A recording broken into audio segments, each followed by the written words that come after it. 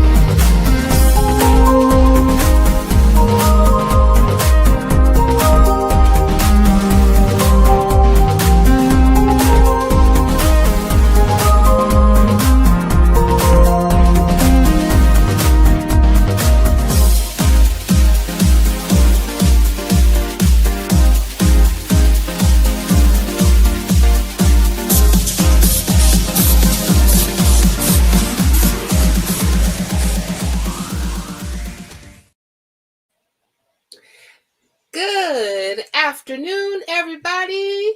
Morning or evening, wherever the heck you are, and welcome to Being Spring 25 Live.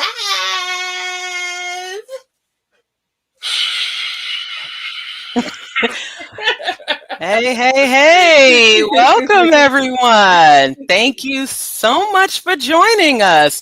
Sorry for the little, we usually do ITC on the show, but we are doing a special event today. So it's a little sort of like ITC, but not really. This is definitely our, we are excited to be here today. I am Mandisa, the founder and president of BlackNonbelievers. And introduce yourself in case for those who may not be aware of who is right next to me. Right, this is true. So I will introduce myself. Hey, everybody. I am Cynthia McDonald, aka Cam. I am also the BlackNonbelievers affiliate leader in Chi-Town. Yes, absolutely. And welcome to our Spring Live 2025 fundraiser, where we will have some very special guests who will be helping us fundraise on behalf of BlackNonbelievers. And we hope that you will enjoy this entire stream this afternoon, going into evening or morning or afternoon, of course, wherever you are. So, of course, BlackNonbelievers is a 501c3 nonprofit organization headquartered in the Atlanta area. And we connect with other Blacks and allies who are living free from religion and might be otherwise be shunned by family members and friends. And we provide a caring, friendly, and informative community. And we welcome all, regardless of age, gender identity, sexual identity, national origin, or race. And we want to welcome those who are in our community, those who we know support us. And I'm very, very happy to be doing this with Cynthia, who has become a very integral part of BlackNonbelievers and the work we do here. And we'll be talking more about that over the next 4 hours as we raise money. And we hope, again, that you will support us today. Indeed. Well, before we get started, Mandisa, there was this a little thing I want to share, if you don't mind. If you give me a moment. Go ahead. Okay, well, let me, I was going to play a beat with this, but I'm afraid that I'm going to mess up. So never mind. I'm just going to go ahead and just like clap real quick and just make sure that I'm able to actually get this together. Okay. Okay, yo, I'm a Black non-believer, no myth in my lane. Don't need a preacher trying to preach in my brain. I seek the truth. Facts, yeah, I'm living that lie with silence and reason, standing tall, and I'm feeling proud. Y'all go ahead out there and clap. Hey. At any Yes. spring or hellfire, ghosts or steeple pop. I put my faith in real life and real people. Rocket logic, humanist, free thinking soul. Don't need a holy book just to live whole. Now let me talk pizza. Oh yes, indeed. Deep dish got my crust and my hunger needs. Chicago style, thick and juicy and delight. That first sight, man, I love it. First sight. New York spice. Man, you joking hard. That flimsy, greasy mess tastes like wet cardboard. Fold it Oh, up. see, you What? know I what? ain't got See, no okay. way. Give me Okay, we shots getting outside. into Sizzling okay, you know heavy on what? my plate. No, no, no, no, no. Okay, okay. Oh, Rap busted right now. Okay. wait a minute. No, no, no, no, no, Let me finish. no. Let me finish the last part because I will not. I will skip that part. But let me finish the last part. Now listen up now. Gotta make this clear. We need your support to keep the mission in gear. Spring Live 25. It's time to give back for folks building bridges, leading the pack. Support Black non-believers. Make that a pledge. Help push the truth to the very edge. No gods, no masters. You need just unity and drive. So hit that donate link and let's thrive, not just survive. Hey! Yes, yes. Thank you all so much. Yes, thank you, Cynthia, for that. The Yeah, only thing I don't appreciate is that whole Chicago style pizza crap that you've been talking. But I yeah, had to do it. whatever. So yes, Guys. please do make sure that you are donating through our special link. And we will be sharing that link across the screen. It is in the description as well. So we want to make sure that, and remember that your support goes towards our sponsorship of the Hurston Scholarship, our regular programming and outreach. And we are going to be establishing a travel scholarship in support of one of our members who will be one of our late members who we'll be talking about very shortly. So, but before that, we'd like to show you a special message from one of our dearest colleagues, Dr. Anthony Penn. Hello, I'm Anthony Penn. I'm a professor at Rice University. I'm the author of The Black Practice of Disbelief, and I'm a proud secular humanist. Now, I don't need to tell you because I'm certain you already know. We live in the context of a debt-dealing social world. And the trauma of life within this social world is even more pronounced for Black folks who claim no religious affiliation. Now, more than ever, we need safe spaces, a soft place to land. Black Non-Believers is an organization that provides a soft place to land.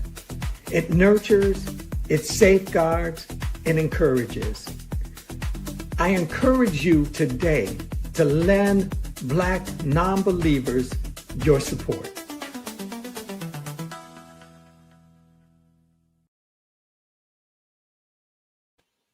Oh, that was awesome. Thank you, Dr. Penn, for that. We really do appreciate it. Absolutely. And if you have not already purchased his book, The Practice of Black Disbelief, please do so at Tony's website at anthonypenn.com. He has been a guest on In the Cut before, and we definitely need to support his work just as he supports ours. And so we'd like to announce that we received a donation prior to the live stream start. So we can announce that we got a donation.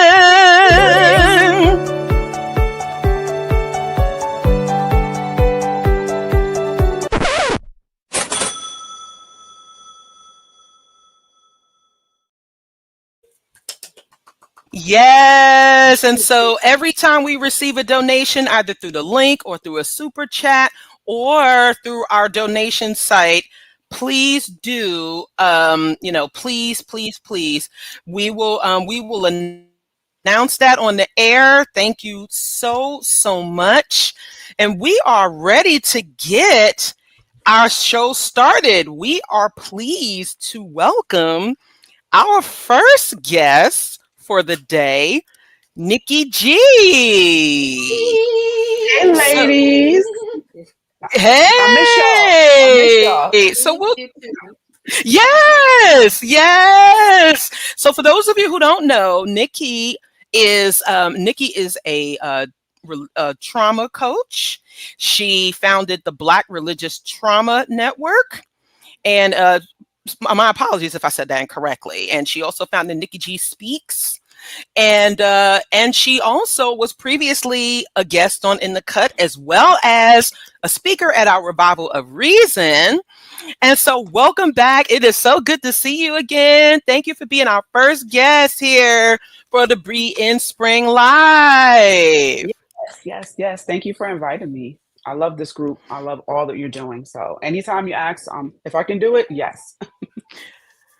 Perfect. Thank you so much. And you know what? I don't know if you saw Cynthia's rap, which was good until she mentioned Chicago style pizza and started to, try to double down. Yeah. She did I that. love your sister, but me and Mandisa, we tag team. Yes. We had this discussion at the Revival of Reason, which you were awesome at, by the way. And we were so happy that you actually came.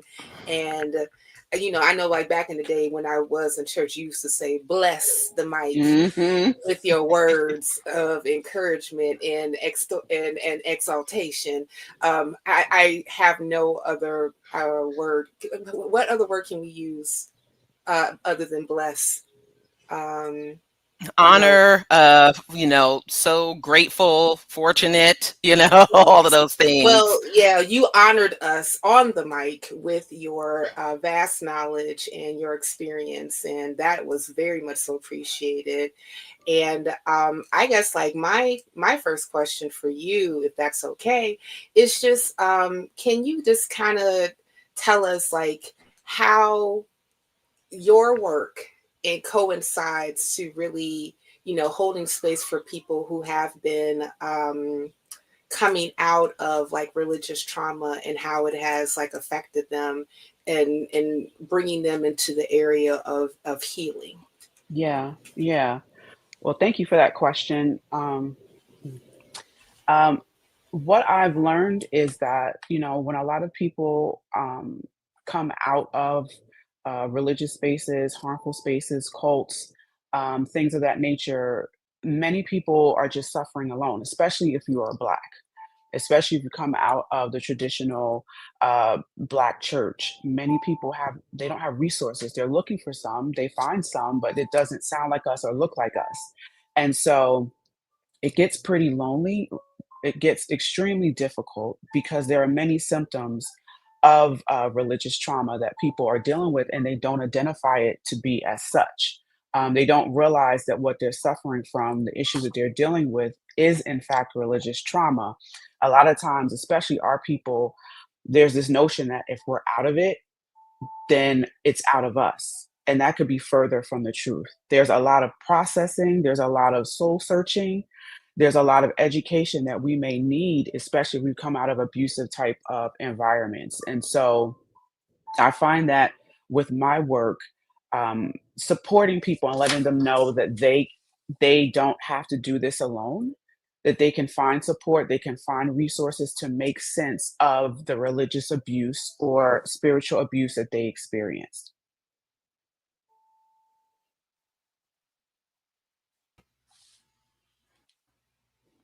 Thank you for that, Nikki. And how has the work that is with Black Nonbelievers like really helped as far as like, added like a coalition and a partnership to really support the work that you do? Well, I love that because, a lot of what I share in the support groups I facilitate, when I share on other platforms, when people have experienced religious abuse and dealing with religious trauma, there are many lanes that people find themselves in. There is no one size fit all recovery plan. Some people decide they don't want anything to do with religion anymore. Some people go into African spirituality and connecting with the ancestors. Some people, mostly what I find, are in limbo and they don't know what they want to do next. They know they just want to be safe, and they know they want to come out of what they don't want to return to what they've been in. So I do find a lot of people that are, combing through and sifting through what they've been in with the religion and come to the conclusion that, you know what, I don't believe any of this anymore. And so because I serve all those people as far as the different lanes they go, I think this is so helpful to know that an organization like Black Nonbelievers has been in existence for over a decade, supports, has community, has resources, has education, that are doing things in the political sect in Washington, D.C., and trying to get involved. And especially in 2025, when we see what Christian nationalism and things of that nature is trying to do. So I love this resource for my clients and for those who I support. Awesome sauce. Thank you, Nikki. I have a question for you. What are some of the most harmful aspects of religious trauma recovery, especially coming from the Black community that you focus on? Well, a lot of clients, especially if they are saying, I don't want to return to that church, but I'm going to hold on to my faith and the religion, a lot of them have trouble connecting with their own agency. I find that to be the bigger issue, being able to come to the notion that, hey, I am a human being and I can make choices. I can, choose sexual orientation. I can choose career. I can choose where I want to live. As simple as I can choose what color car I want. And it's okay. I'm not going to be deemed to go to hell. I'm not going to be worrying about eternal punishment and damnation. A lot of them have to learn how to connect with themselves. And in the beginning, it's very shaky. In the beginning, they're even asking me a lot of questions. Well, what do you think? And I'm like, no, honey, we're going to break this habit. What do you think? And if you don't know what you think or choose right now, that's okay.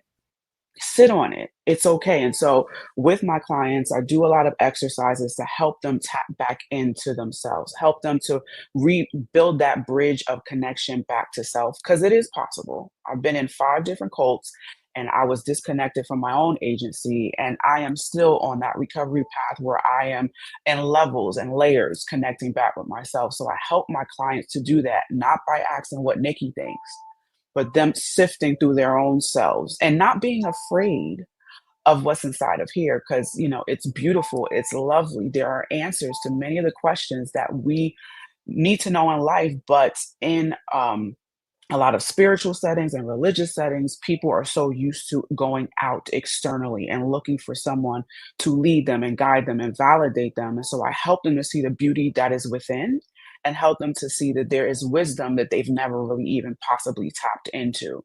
But to me, that is that. And then the disconnection from family after they've made this choice. Those are the 2 big ones. How to navigate those relational dynamics, family, friends, losses of family and friends because of the decisions that they've made.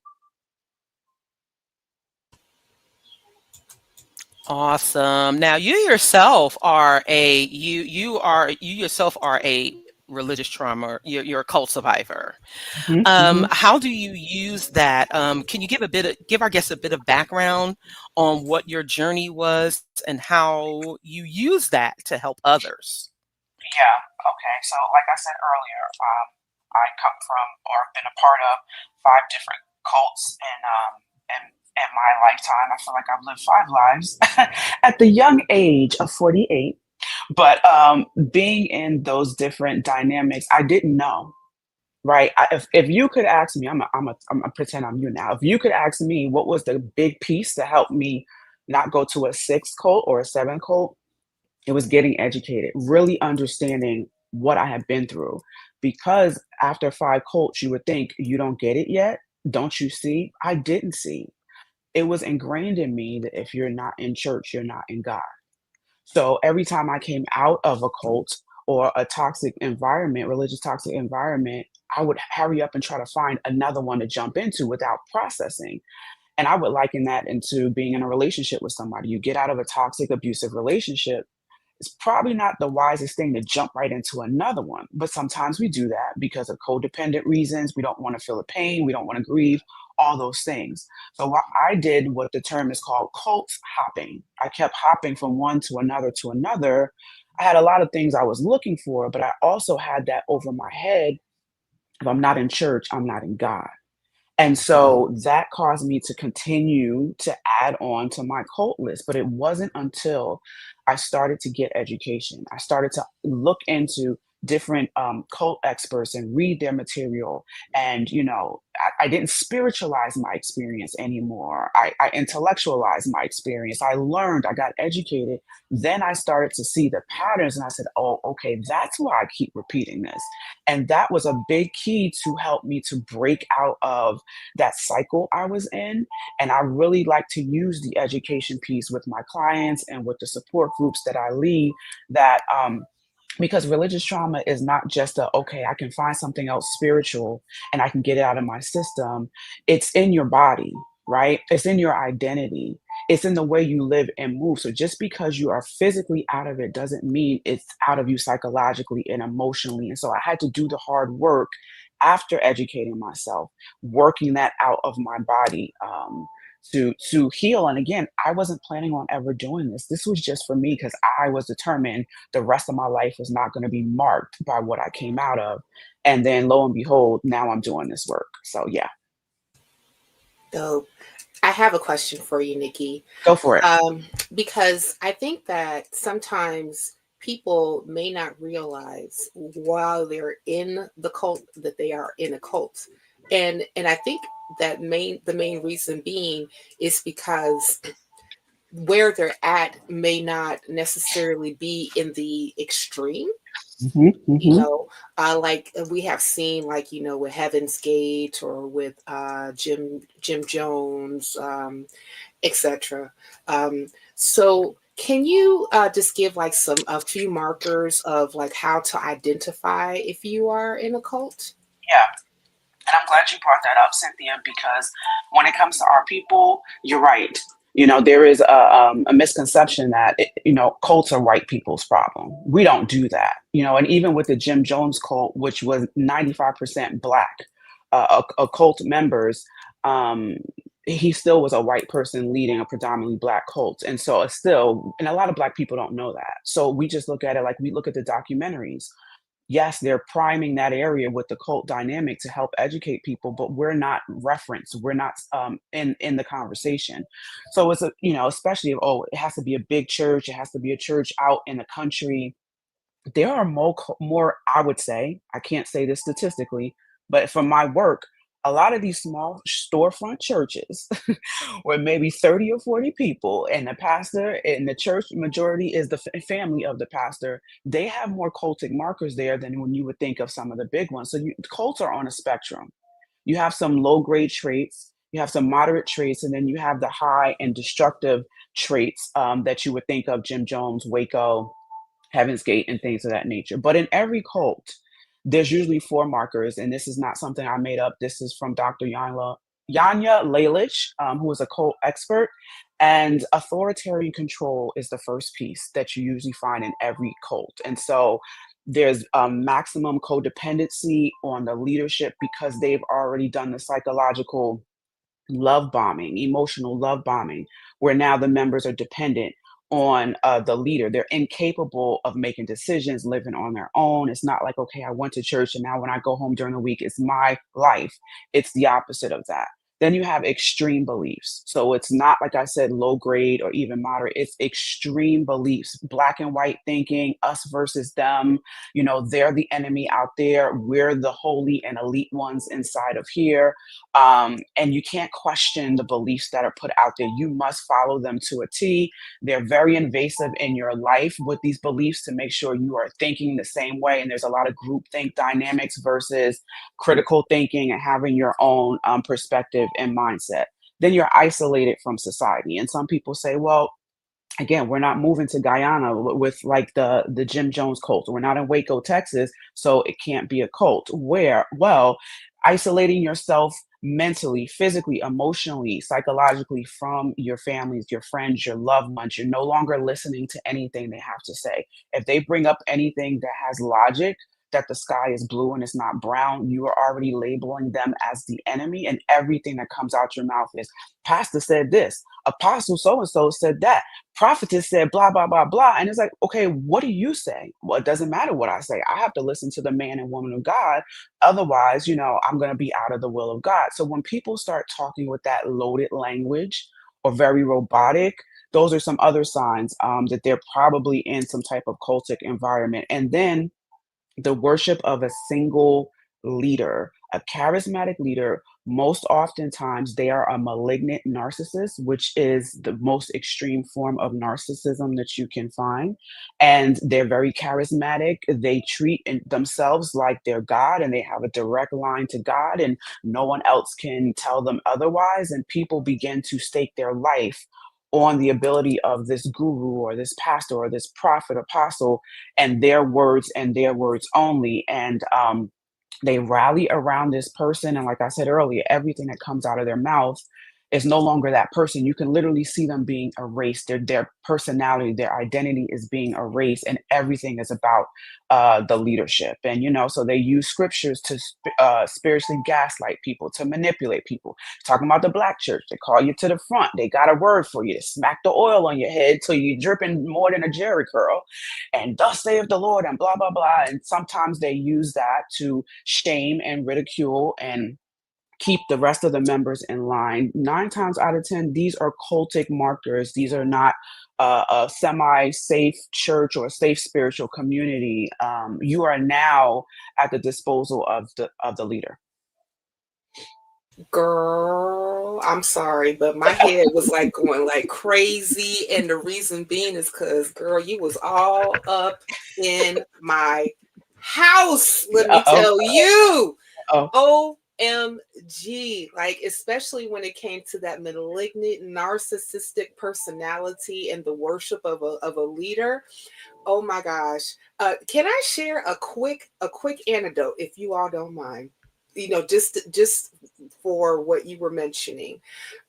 So when I was saved, I went to a non-denominational church, and I was one of the choir directors, and I also did I sometimes did children's church. Did I do children's? Something like that. I worked with kids. Anywho, I remember one time the leader mentioned that they were working on a new website for the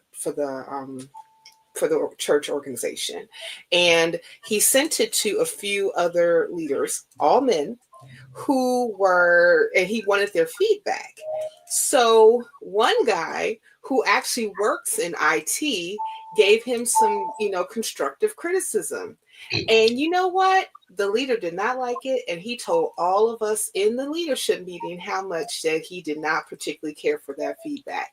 He basically said that when I send you things like that, I'm not looking for you to tear it down. You're supposed to basically just say, yes, that's wonderful, lovely. It's the greatest thing ever since sliced bread. And people in the meeting were all like, yes, pastor, amen, bishop. You say that there. Oh, the Lord is using. I was like, and I remember just sitting there thinking to myself, but if we are just amening what you say, how can we make things better that you may not be aware of? I remember that in like some other instances that was happening in the church was like, the beginning of the end for me. Mm-hmm. And so like when you were saying that, like all these different traits that I remember specifically while in church, I have experienced. And I remember my father, when he was still alive, told me I was in a cult, and I basically rebuked him in the name of Jesus. I understand, honey. I understand. I used my rebuker gun too back in the day. So I feel you. Oh, goodness. Yeah, I felt, you know, and like, of course, like hindsight is 2020, right? So, you know, you are looking back and then you're seeing like, oh my goodness, this is insane. I should have listened because they were right. But I think that I know for me specifically, it took me like a good 10 years to kind of like deconstruct out of all of that. Because I was deep. But I just think about like, you know, people who may be in that, you know, in those positions, and they don't know how to get out. They don't know how, they don't have like the wherewithal to say, I'm not going to, you know, I'm not going to stay in this any longer and continue, you know, absorbing this abuse. So what would you tell a person that's seeking to get out, and what are some of the resources that you would recommend for them to be able to take advantage of? Yeah, I mean, first, congratulations. You know, kind of similar to what we would say to someone who's coming out of an abusive domestic violence type of relationship. And I would liken it, because that is what it really is. I would liken it to that. And, you know, they say statistically it takes about 7 times for someone to fully possibly make a decision to come out of a DV environment. It's similar to cults, it's similar to toxic churches, or, you know, religion in altogether. And congratulations. You're going to need support, lots of education, because, you know, when you think about domestic violence, oftentimes there are physical bruises that are evident, that you can say, okay, something happened. Sexual abuse, you know that you've been sexually abused. But when it comes to religious abuse, especially in the Black community, we don't see it. Those are the, if I could give an analogy, the different organs that are bleeding and it didn't come up on the radar at first. You're going to have to go to deep surgery to open up, to see where the bleeding is, so they can stop the bleeding. And I say that is similar to what it's like. You're going to feel confused. You're going to feel like you lost a lot, because you did. But this is why I have support groups that I do twice a month to help those who have come out of religious experiences, cults, different things like that. And the next couple of months, I am unveiling my personal community for people who are coming from all different walks of life, with resources, education tools, and support. And sometimes, you know, I often tell people, you might look for a whole team to comfort you. That's usually not reality. Not with this. Not with this. If you could find that one person, right, that say, I get you, sister, I get your brother, I you know, or they say, I don't even know what that's like, what you've experienced, but I love you enough, and I know that there's beauty and gold and worth and value in there, so I'm sticking around as you go through what you go through. Go ahead and change. I'm gonna still be here. How many times have we had somebody that will stick with us through all the life changes we've been through, right? Come on now, right? Oh my goodness. If you could get one, that is a blessing, right? Or if you can get one, that's a good thing. We talked about that earlier. But I would tell people to avail themselves of all the educational tools, the social media tools, the stuff that explains what you've been through. Because once you understand that, you can start shedding the proverbial, it was my fault. I asked for this. I wasn't faithful enough. I didn't forgive enough. I didn't love God enough. I didn't stick to the scriptures enough. You know, I didn't listen to my family enough. And that's why this happened. No, this happened because you were under a malignant narcissistic leader. You were attached to something that, you know, you lost your autonomy. You lost your identity. They came against your sexual orientation and things of that nature. And so it's not you. It's what happened to you. And what happened to you, this is the bigger wound psychologically, but it's also in our bodies. It's also in our nervous system. So I would say get with a therapist that understand these dynamics if possible. If not, I'm right here, y'all. Okay. I am a certified trauma recovery coach. If you want someone to help unpack, and some of you may say, well, child, I left all of that like 10, 15 years ago. I'm good. Are you really though? It takes, in my opinion, it takes a couple of decades to unearth all of the indoctrination that we've been through, especially if it's also generational. Because we get it from all angles, the family line, our own individual experiences, all out in society. So it helps to do, if one-on-one group dynamics, to actually start, you know what? That's why I think that way. That's why I see myself that way, because this comes from 10 years ago. And, the adverse religious experiences that I had, that's what that was. I thought it was me. No, baby, it's not you. And so just that freedom and lifts that weight off, so then you can soar and whatever you want to do in this life and make your own choices, your own career choices and things of that nature. So to answer your question, reach out to me. Yes. And so I have a question for you, Nikki. So Sure. you were a guest, we've said this before, you were a guest at the Revival of Reason. You were one of our speakers. And so you had the chance to connect with Black Nonbelievers as an organization. And see what it is that we do. You had a chance to hold space with us. You had a chance to drink with us. I have my little peach Bellini on hand. So, what was that like for you? And do you also see like the importance of like the peer and community work that organizations like us do? Yeah, it felt good. I mean, yes, I'm doing this work and I have my individual peeps that I connect with when it comes to all of this, but it felt good to be amongst family. You know what I mean? Not anything toxic or crazy like I came out of, but everybody was just chill and fun. And I had some great conversations, I had a little bubbly or whatever, but it was so good. And it made me say, okay, when's the next one?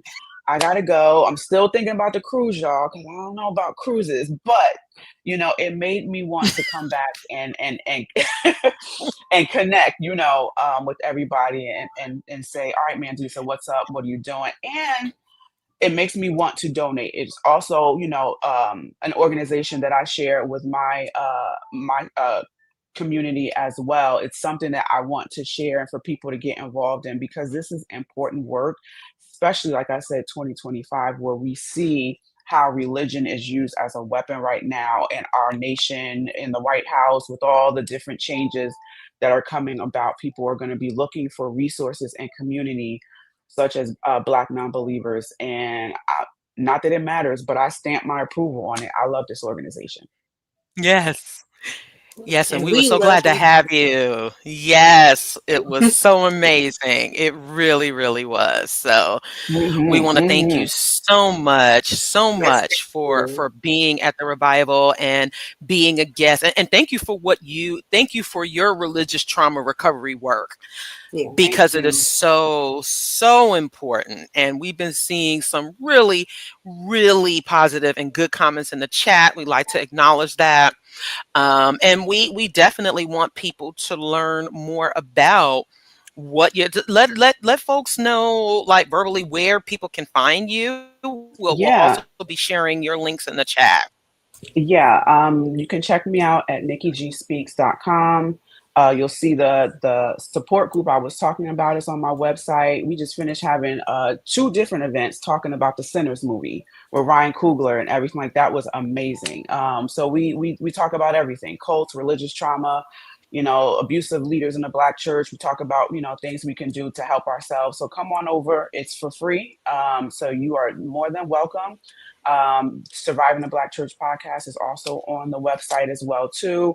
One-on-one sessions. Like I said, I'm working on a community of resources, libraries, different speakers, all that jazz. So if that is of interest in you, you can start signing up. It's on my website, and let's connect. And you owe it to yourself. If it's not me, it's someone else, but you owe it to yourself to continue to get a lot of that toxic religion out of your system, so you can be show up more for who you are and your purpose in this life. So, yeah. Well, thank you so much, Nikki G, for coming on, and thank you for sharing your time with us. Everybody, please make sure that you check out the description, and also we will be sharing, again, like Mandisa said, Nikki's links so that you can connect with her.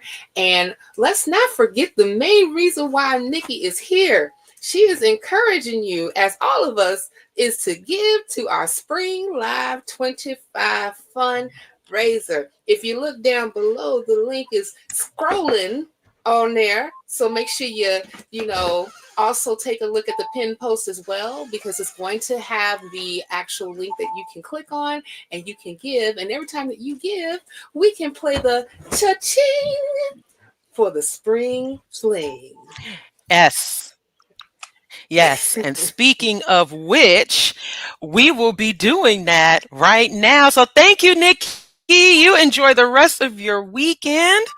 Yes, and you too, we ladies. look forward to speaking with you again. Yes. So thank you. New York pizza is better. Bye. Yeah, okay. That's right. Yes. Yes. So yes. Yes. So I want to give us. Yes, we got a donation. We actually got 2 donations. So if we can cue that music up, we got 2 donations.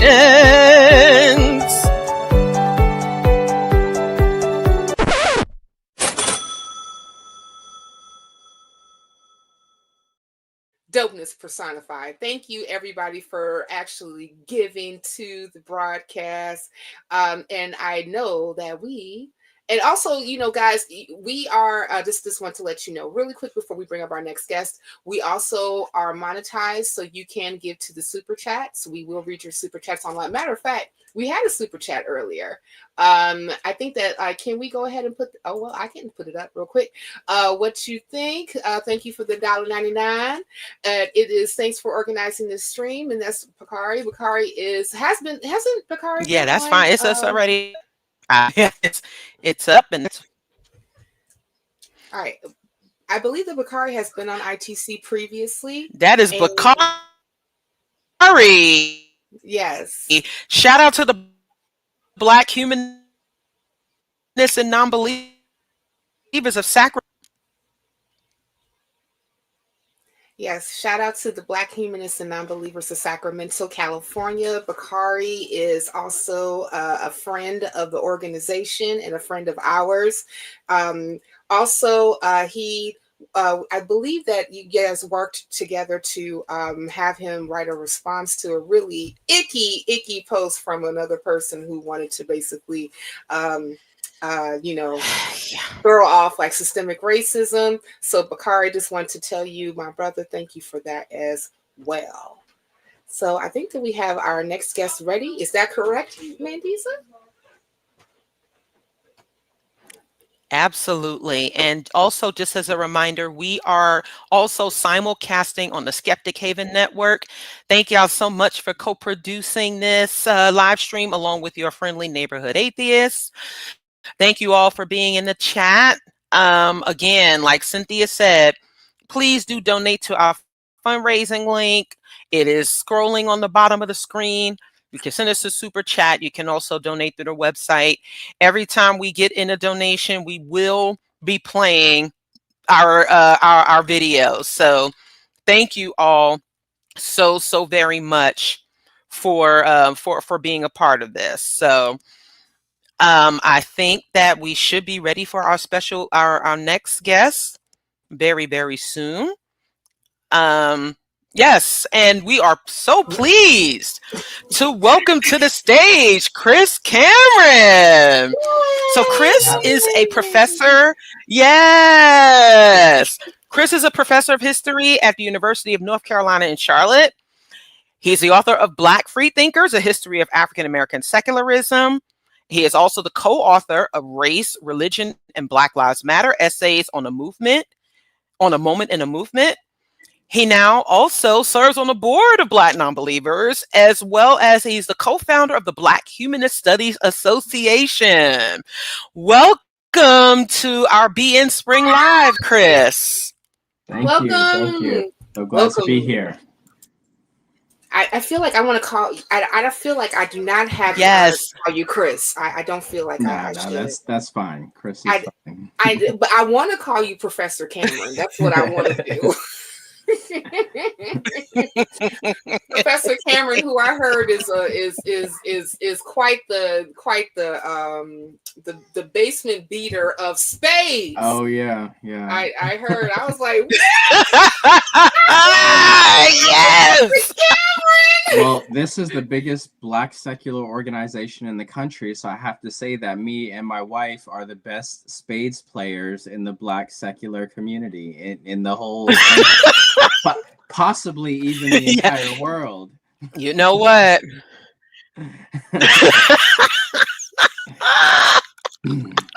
You know what?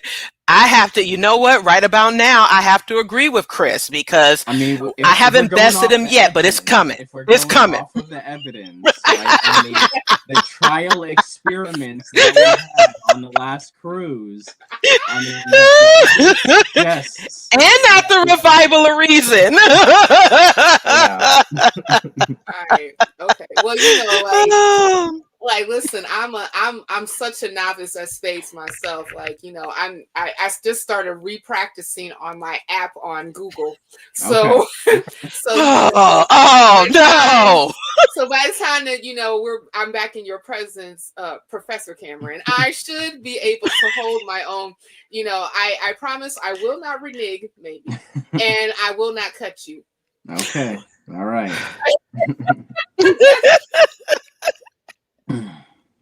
Well, again, my goodness. I'm really, really so grateful to be here. You know, I've been involved with BlackNonbelievers for over a decade now.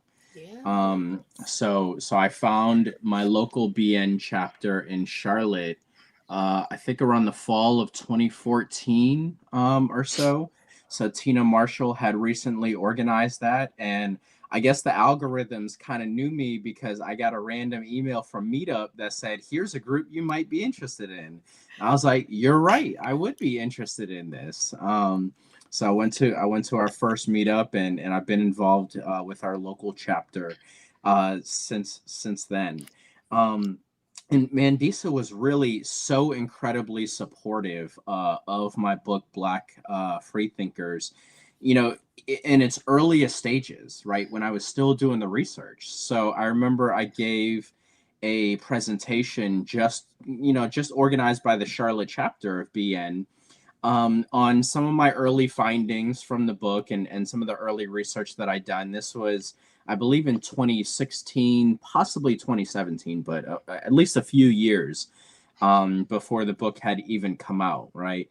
And Mandisa drives up from Atlanta to Charlotte just for this talk, right? And she's kind of tabling and doing the whole thing. And it was just, it was kind of a shock for me to see, like, here's the founder of this organization who has to be so incredibly busy with events like this and fundraising all across the country and speaking events and writing and all of that.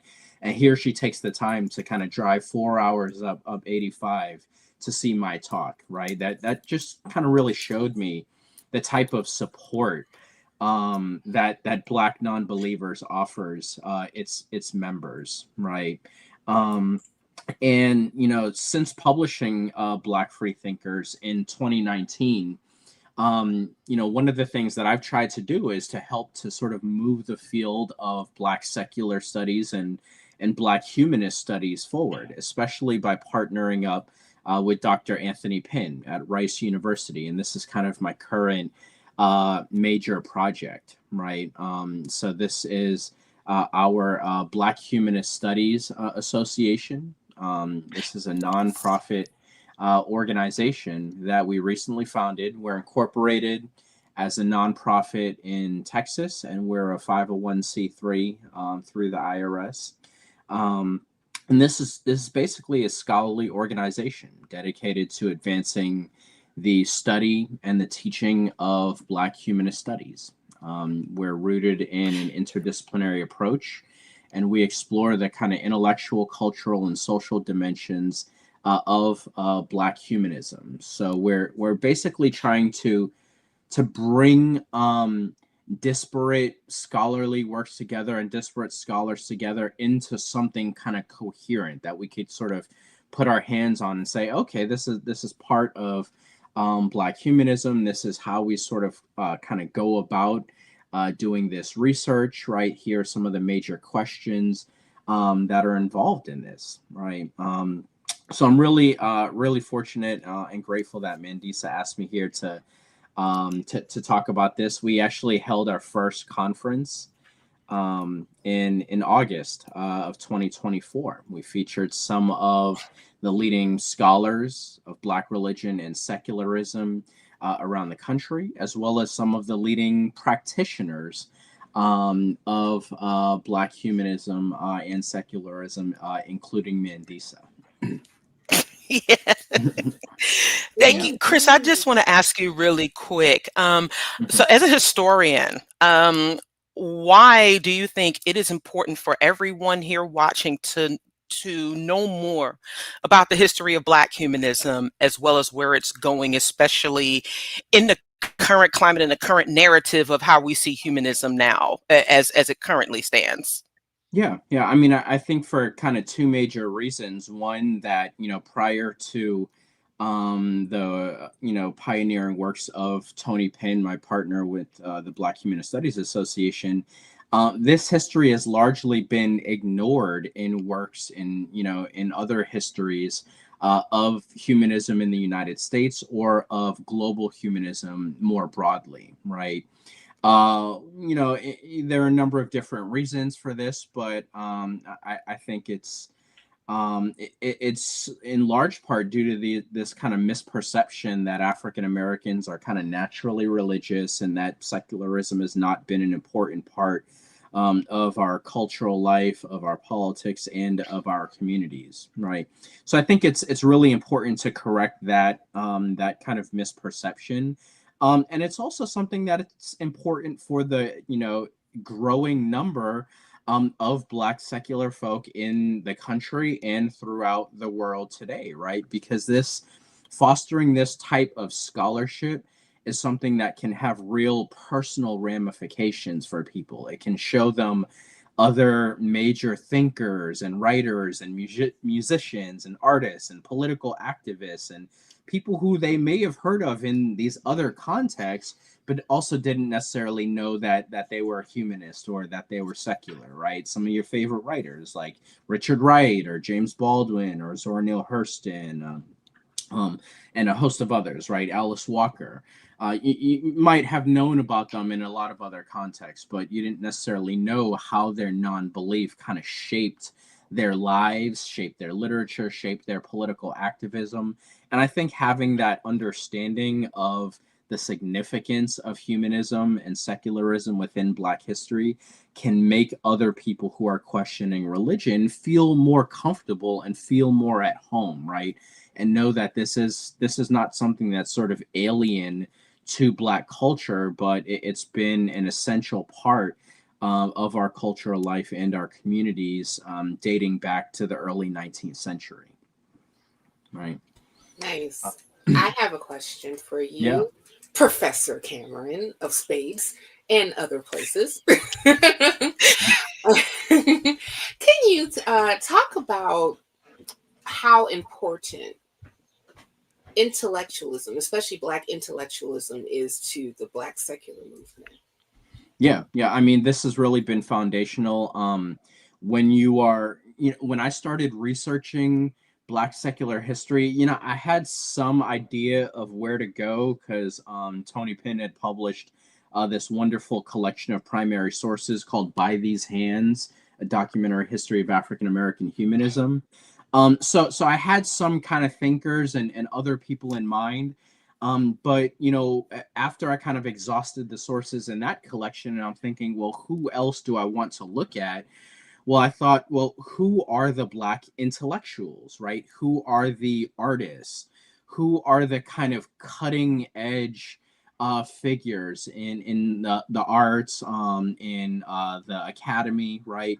And also one of the things I realized is that oftentimes the more kind of radical leaning political thinkers in Black history were also more likely to embrace some form of secularism, right? So one of the things I did find is that of those African American or African diasporic individuals who embrace secularism, they generally had a pretty decent level of higher education, at least a bachelor's degree or possibly even further, or were individuals who their kind of self-education was comparable to having gone to college, right? Somebody like Hubert Harrison in the early 20th century, right? Or Langston Hughes, who attended Columbia but didn't finish his degree there, right? But nonetheless was still incredibly widely read and widely self-educated. So it really has been significant because, when you are going through higher education, you're learning critical thinking, you're learning questioning, and you're starting to kind of question all of your assumptions about the world. It might be in your understanding of history, it might be in your knowledge of physics. And then you start applying that to, oh, okay, I'm going to church and they're telling me this thing. But in my geology class, I was learning that the Earth is billions of years old, right? And there never could have been a time where there are two people alone on the Earth, right? So, what's going on there? So, yeah, Black intellectualism is kind of central to Black secular history. It's the intersection of these is really I think kind of represented in my own career because in 2014 when I encountered Black Nonbelievers, that was also the year that I founded another scholarly organization, the African American Intellectual History Society, engaging in very similar work to what I'm now doing with the Black Humanist Studies Association, trying to support and promote the teaching and research of Black intellectual history. And that kind of work led me directly into and greatly strengthened my work on Black free thought. Cool beans. I was just thinking about when you were talking about like how like some of our great thinkers who were also secular were in some cases kind of self-taught.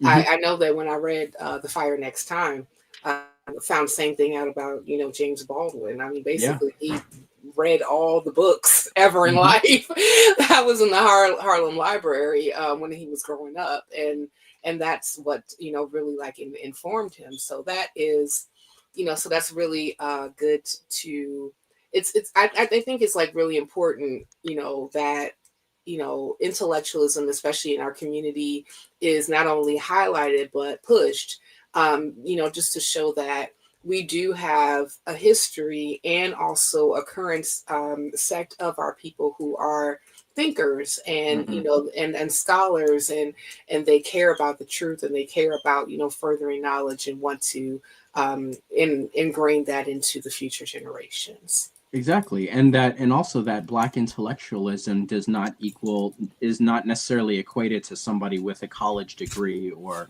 a master's or a PhD, right? We've got a long history of really having pioneering and incredibly significant Black thinkers and activists who did not go to college for one reason or another, oftentimes systemic injustices that sort of prevented them from being able to do that, but nonetheless found that gaining knowledge and learning was incredibly important for their lives and for the lives of their communities. Okay, cool. Yeah, I think I told you. I'm sorry, go ahead, Mandisa. Oh no, I was gonna say that I definitely can appreciate that. Intellectualism doesn't necessarily show itself in a formal degree or even in like literary works, right? Like Chris said, there's artists, there's all different types of ways that intellectualism can show up. And so I was going to ask as well, do you think that our community at times has a tendency to become a bit elitist when it comes to what we think intellectualism is? Mm-hmm. Yeah, I mean, I think I don't think that's necessarily something particular to the Black community. I think it's a sort of American trait more broadly, right? Just sort of Right. putting Right. respect on that kind of formal credentialing, right? And one of the reasons for that is because there have been a lot of people that have not had access to that credentialing. So in some respects, it sort of makes you feel more special or more important when you kind of have that that thing that a lot of other people don't, right? Luckily, it's sort of gotten more egalitarian, our access to education, since the 1960s and 1970s, but it's something that we really have to sort of guard against in this moment when, you know, affirmative action has been struck down, and we see these widespread attacks on DEI at the national and at state levels, right? So one of the kind of initiatives that Tony and I are actually working on with the Black Humanist Studies Association is we're in the process of creating the William R. Jones Fellowship in Black Humanist Studies. And William R. Jones being, of course, the pioneering author of Is God a White Racist? A Preamble to Black Theology, which basically laid a lot of the foundation for kind of contemporary Black humanist scholarship, right? He really influenced Tony Penn. He came up with this concept called humanocentric theism that was sort of like a middle ground between theism and humanism, but sort of moving the bar more towards humanism and away from kind of theistic belief. It was a challenge to a lot of the like Black theologians of the 60s and early 70s, right? So we want to kind of honor the groundwork that he laid and the work that he did for Black humanism and also for African American studies. He helped to found the program at Florida State University and directed it for a number of years. And we want to kind of support graduate students and scholars who are doing research in Black humanism, right? So as these sources of funding like the National Endowment for the Humanities are being attacked by the current administration, we think it's really important that organizations like ours kind of step in to try to fill that void and to make sure that we're still able to kind of do this important work moving forward. Perfect. Thank you so much for coming again, Chris. It's always a pleasure. And we definitely look forward to, if you want to become a member of the Black Humanist Studies Association, please do. The link will be shared in the chat. And thank you so much. And we hope you enjoy the rest of your weekend. Thank you again for having me. Bye. Thanks, Prof. Yeah. From one professor to another, we're going to jump right in. Oh my gosh, I'm so excited. I am so excited to welcome our next guest. Some of you may already be aware.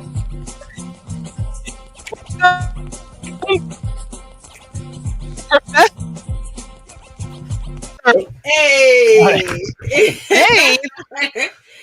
Hey, Professor Rick. Dave. How's it going? That's me.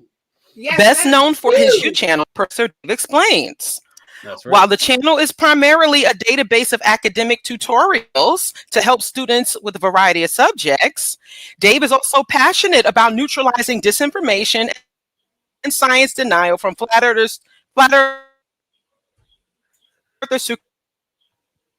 creationists. Deacon rehabilitation. Please welcome our very special guest, Dave Farina. All right. Oh my goodness.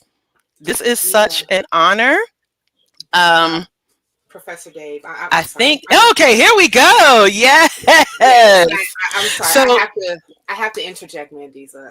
We're kind of fanning over here.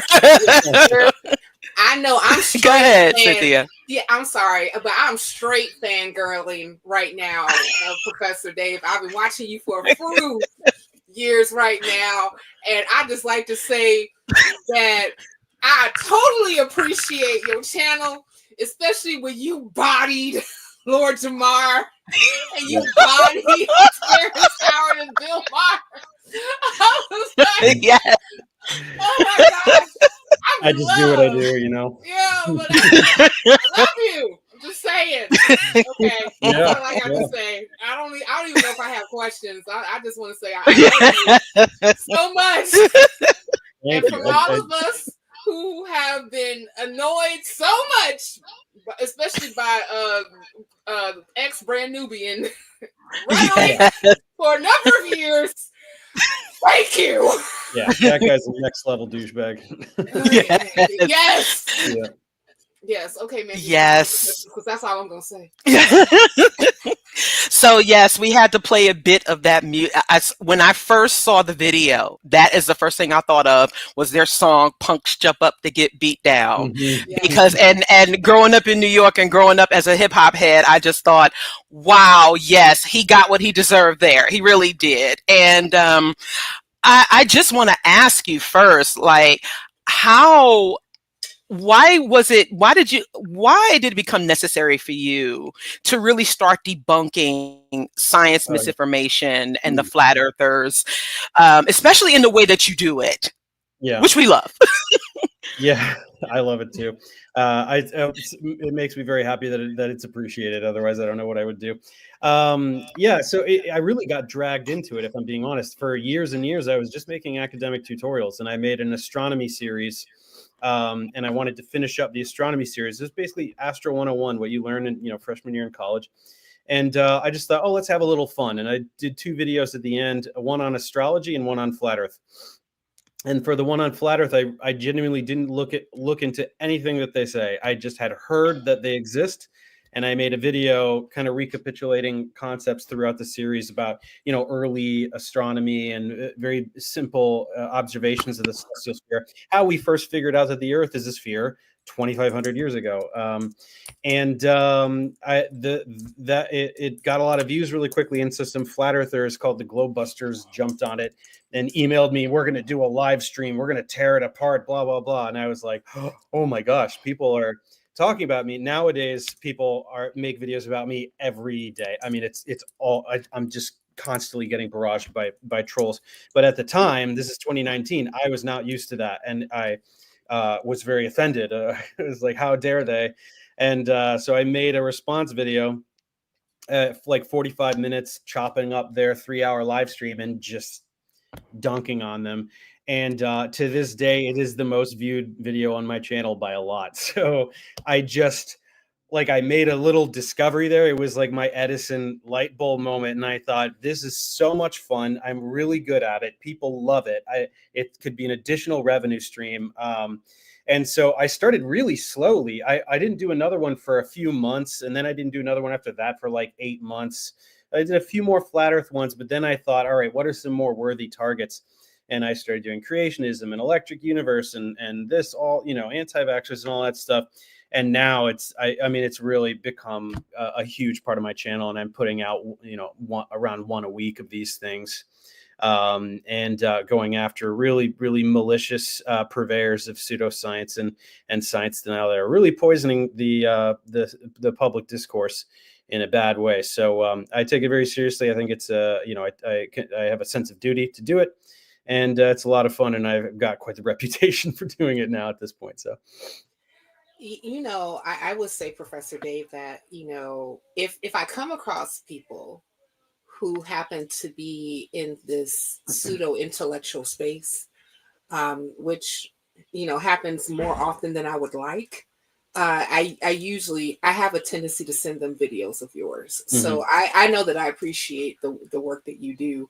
I know that you mentioned, working on, videos like debunking flat earthers, or even like doing commentary on, flat earthers, videos that happen to be on YouTube. And I remember when I first found out, I want to say like some years ago, that the flat earth people are like growing, and it was shocking to me, because we discovered the earth was not flat, like, I want to say almost a millennia ago. Am I right? Yeah, classical Greece at the latest.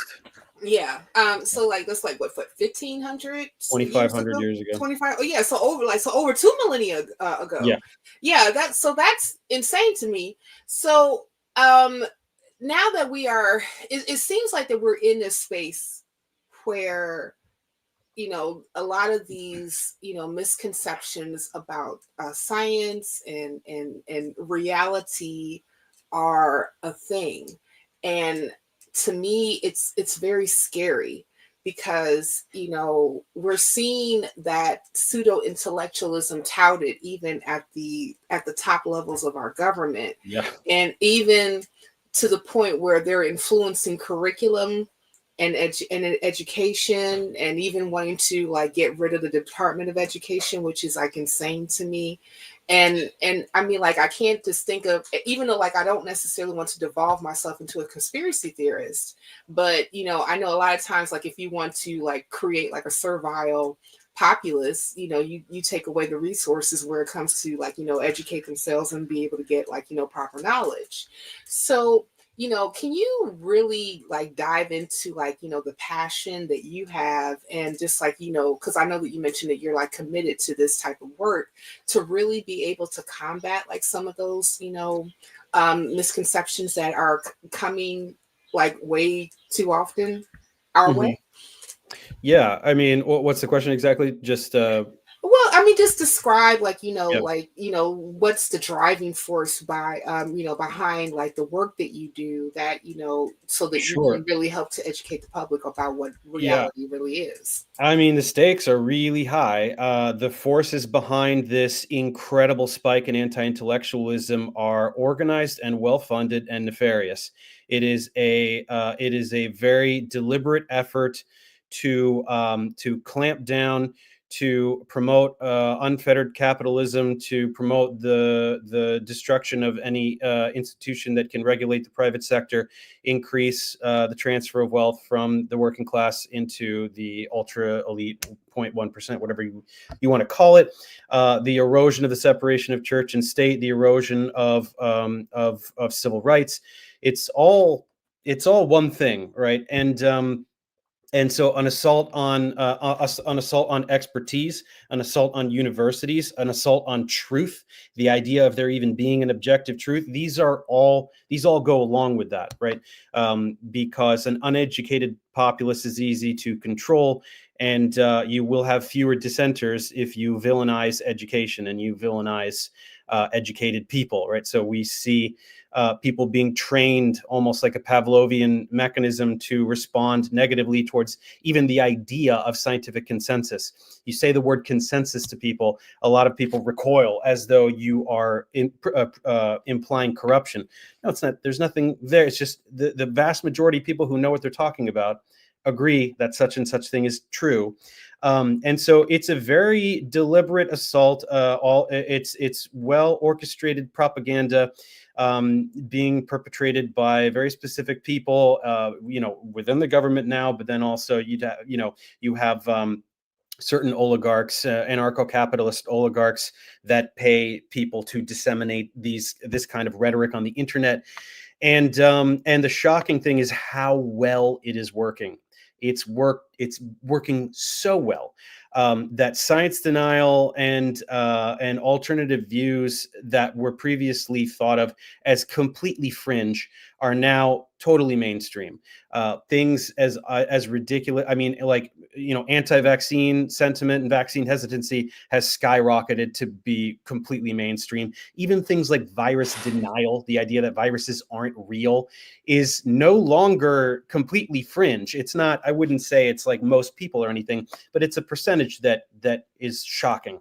All this kind of stuff. And so the future, like, I don't want to sound melodramatic, but the future of humanity is in flux here. I'm fighting to keep an educated populace, a skeptical populace that will push back against this and not vote the kinds of people into power that will perpetuate this trend. We have to embrace education. We have to embrace expertise. We have to embrace, just from every political, intellectual angle, whatever it is. We have to fight this. We have the numbers. They have the strategy and the money. So the numbers have to win. And I'm just trying to do whatever I can to be a beacon that people can look to and go, all right, well, that person's a fraud. Here's how we know that person's a fraud. Here's how we know, and act accordingly. So that's what gets me out of bed every day. Awesome. Thank you, Dave. And I just want to say shout out to you for also taking down Candace Owens as well. We don't like her over here either. So one of my favorite videos. Yes. Oh gosh, she's terrible. Another one of my other favorite videos of yours is when you push back against Drs. Jerry Coyne, Richard Dawkins, and Steven Pinker for their stance on trans people and the quote unquote biology of it, which is not coming from the conservative right. That is coming from so-called progressives. These are people that are supposed to be on our side. And how disappointing was it for you to have to make that video, even though I know that no one is off limits, right? To where we, but how disappointing was it? Because it was disappointing for us to have to hear that, but how disappointing was it for you to even have to make that video? It's very disappointing because, and in the video, I give credit where credit is due. Coyne and Dawkins have done tremendous work in fighting Christian nationalists invading the educational space and trying to get religion taught in public schools. But that's what the ultimate irony is that the so-called gender ideology is the issue that the Christian right is using to it uses a lot of issues, but this is probably the primary one that is using to polarize the general public to the right.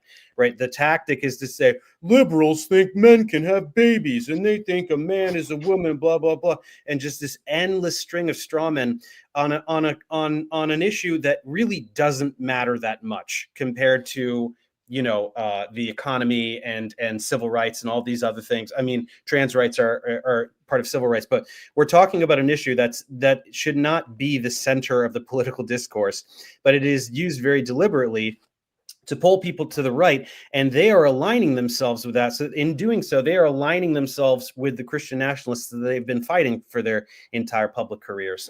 So that's what the irony is. But really, that you're onto something just because the amount of pushback, the toxicity of the response. Anytime I make a video on trans issues, it's just countless people parading this ridiculous attitude of just regurgitating the straw men that I debunk in the video that they didn't watch. It's really quite disheartening, but it has to be commented on because the right has hyper fixated on this issue. I don't know how many millions of dollars were spent during the Trump 2 campaign on trans issues. Democrats are barely talking about it. Not that I don't condone really the Democratic Party either, but obviously the Republicans are apocalyptically horrific. It's very transparent what this tactic is. And so somebody has to go in and undermine the rhetoric that they're using. Yeah, I would definitely say that it's just so it's insane to me because I think that a lot of us that happen to be on this side of the aisle are used to the right utilizing some type of propaganda tactics to blame or to continuously further marginalize groups. Yeah. And of course, now the blame is on, and because you can see it even if you're watching some of the the videos that are coming out of Congress, especially when it comes to when they're debating on certain issues, you always are seeing from the right attacks on trans people. Mm-hmm. And I love when Representative Jasmine Crockett did that game with one of the experts that came to the oversight committee. Is it Trump or trans? I saw that. Yeah, and I mean because basically this is right now they're the scapegoat. In the 50s and 60s it was black people. In the 70s it was women. When you had gay people. Yeah, and then you had gay people, and then it's always going to be the lowest hanging fruit Now it's everybody that's like, not a cis white man, that's like, that's going to be the scapegoat. So, but I think that, like, just going back to what Mandisa was talking about and asking you about the disheartening of people who happen to, that we looked up to, especially coming out of belief, like Dawkins, like Coyne, even like I would even say Sam Harris, when it comes to, like, some of the things they have said against, like, social justice, against, like, anti-intellectualism and anti-science, when it comes to even, like, trans rights and even, trans people in general, is insane to me. And I know that, like, we have, like, this well-funded, well-organized machine that is, like, really pushing, like, a lot of this rhetoric. And I mean, like, and even, like, when a lot of people was, like, screaming, hey, Project 2025, it's real, it's published, you can read it, and it's really horrible. And now we are seeing this administration using verbatim the, every agenda that happens to be in that playbook. But I'm wondering to myself, and maybe you can help me, because, like, this is the part that's really bothering me. People who are actually saying that they are skeptics, that they are, against pseudo-intellectualism, against, against people who happen just to go with groupthink, and even call themselves, like, atheist or agnostic, or however, devolve into this thinking. Like, can you talk about, like, how this is, like, something that could even happen in our particular neck of the woods? It's hard to say. I'm not a psychologist. I mean, you mentioned a few people there. Sam Harris, I think, is young enough. I am hoping that he can be brought back to the light. He was flirting with the intellectual dark web, and then he distanced himself, and I was like, okay, that's good. But there are these certain issues that he just is not really in the right spot on. But I think but people like Dawkins and Coyne, they're just angry old men, and they're going to go to their grave this way. And unfortunately, they're tarnishing their reputation with this stuff. But I think that it's this insidious faction that deliberately identifies and targets these types of intellectuals to be used as pawns to try to intellectualize their regressive rhetoric. Right. If Dawkins says something like this, then look at that. We've got something here. This is one of your guys. This is one of your smart guys. So that's a big win when they can get these guys and they cater to them. They cater to their egos and kind of coax them slowly over here. Like, look at them attacking you for this. So come on over to this side. And every time it happens, it's tragic. And that's why it's extremely important to maybe gently at first offer the counter narrative, and so that's what I did. Maybe I don't do it too gently, actually, if I'm being honest. But I do try to offer the caveat, like, hey, Jerry and Richard, they've done great work over here, and let's remember that. But over here, they're failing. Here's why. Let's go point by point. Let's look at the primary literature. Let's look at the rhetoric. Let's look at whose talking points they're repeating verbatim.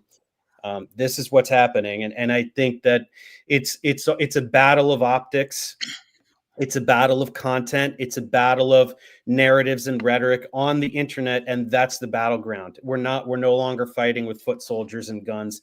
We're fighting with words and internet presence, and if they're winning, we need to kind of step up. We need 1,000 people countering these narratives as effectively as possible and with as much volume as possible. So I'm doing my best over here as one guy.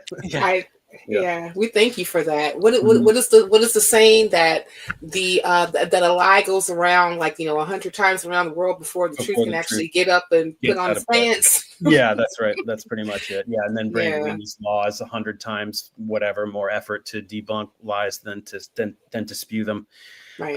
It's very easy to just make up crap, but then you have to hunt down all the sources. But I'm very pleased to see the public response to my debunking videos, because the viewership has grown over a couple of years to the point now where when I put them out, I can really count very cleanly on at least a few 100,000 views, sometimes a couple million views, depending on how trendy that topic is at the moment. So that says to me that we're experiencing a societal backlash. People are hyper aware now of this anti-intellectualism, where it's coming from, who's perpetuating it more or less, what their intentions are. And people are mad. People are really mad about it. And I'm even starting to notice, as of only a couple of weeks ago, an enhanced response from the intelligentsia, from academia. I just watched literally yesterday, because I'm going to do a response piece to it, Sean Carroll humiliating Eric Stein on Piers Morgan. People are speaking up. They're tired of their funding getting cut from the White House. They're tired of being harassed by trolls for no reason, archaeologists being harassed by people who fell for Graham Hancock, stuff like this. Really relentless. It's just enough is enough. And the kid gloves are finally coming off. And I'm doing my best to kind of like help wrangle and identify the scholars that are trying to speak out and point them at the right target and collaborate with them, and just take all of the ammunition we have and fire it in an intelligent, strategic way. But if this keeps going, and I think it will, I'm very pleased about it. People are invested in this battle. They're supporting content creators that are fighting this fight. And now we're seeing some more collaboration between science communicators and scholars, scientists, and things. So that gives me some more hope and some more optimism than I've had for the past couple of years. So I'm going to cling to that. Yeah, we are too. Awesome. Well, we appreciate the work you do, and just know that as activists in this community, when I reached out to you, and I really appreciate your response.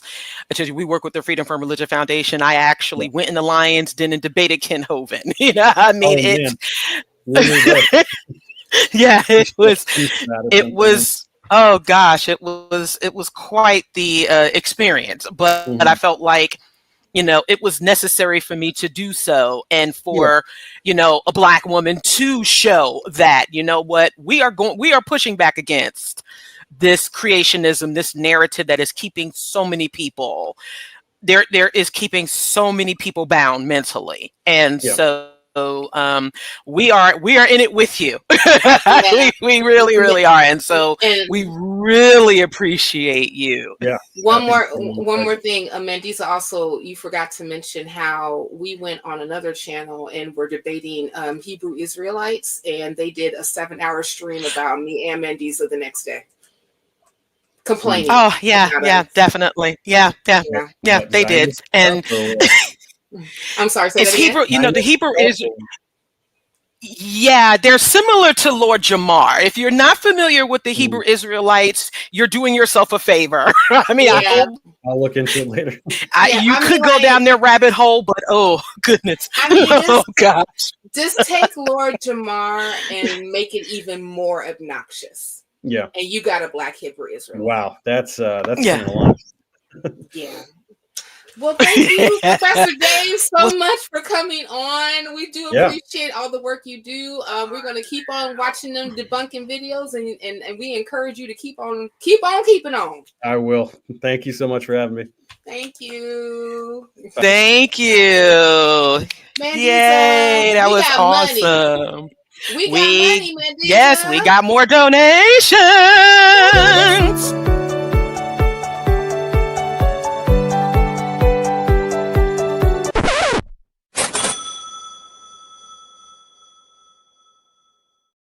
Shout out to everybody who has given to us so far, and we do have like a couple of folk that have even given to Superchats.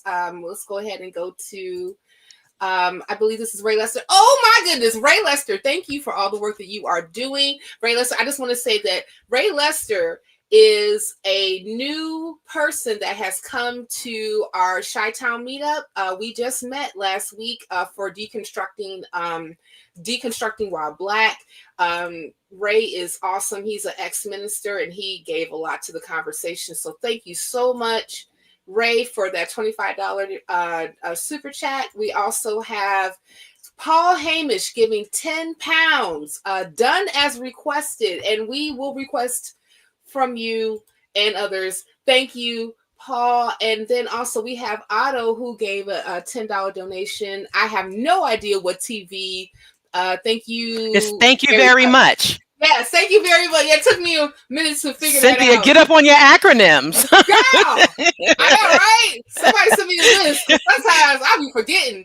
Yes, but thank you so much, Otto, for giving to our super chats, and thank you everybody who are continuing to give to the link and helping us do the work that we do. Yes, and before we get into our next guest, I also want to shout out, we got some folks who also deliver via PayPal. Robin Webster, who is a frequent, who is an avid viewer. She's an avid supporter of all of our channels. Yes. And thank you so much. I think Teresa as well. So thank you so much to everyone. We are watching very, very carefully. We are watching very closely, not carefully, closely, everyone who is contributing through Super Chat, through the link, as well as through PayPal and our other forms of our other platforms. So we want to thank you all so much. Your support goes towards our sponsorship of the Hurston Scholarship, our outreach, and our other events. So yes, thank you very much. And so next up, we are pleased to feature another someone you may know very, very well in these YouTube streets. We have featured him as a guest on In the Cut before. Dr. J. Bundy, who is an experimental evolutionary biologist. Yeah. And your YouTube channel, you host the Black Freethinker Show as well. Yeah. So yeah, thank you very much for coming on. Yeah, glad to be here. Glad to be here. Yeah. Hey, what's up? I got the different little setup here. This is kind of interesting. I'm getting used to it. Okay. I see y'all. Look, can we call him out? Michael Beverly is supposed to be up in here with us. Michael. Michael, ain't a good look, bro. When you get invited to the cookout and don't show, Michael.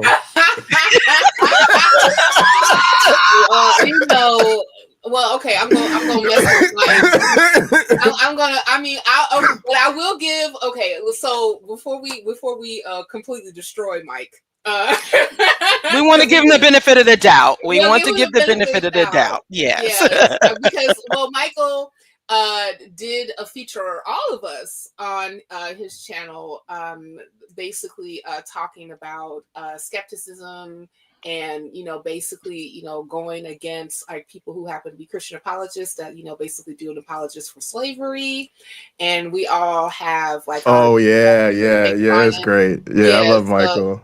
So so I'll give him a shout out like that. And Jay, you were, I don't know if you saw my other thing, but like, Jay also is the host of Black Freethinkers on Skeptic Haven channel as well.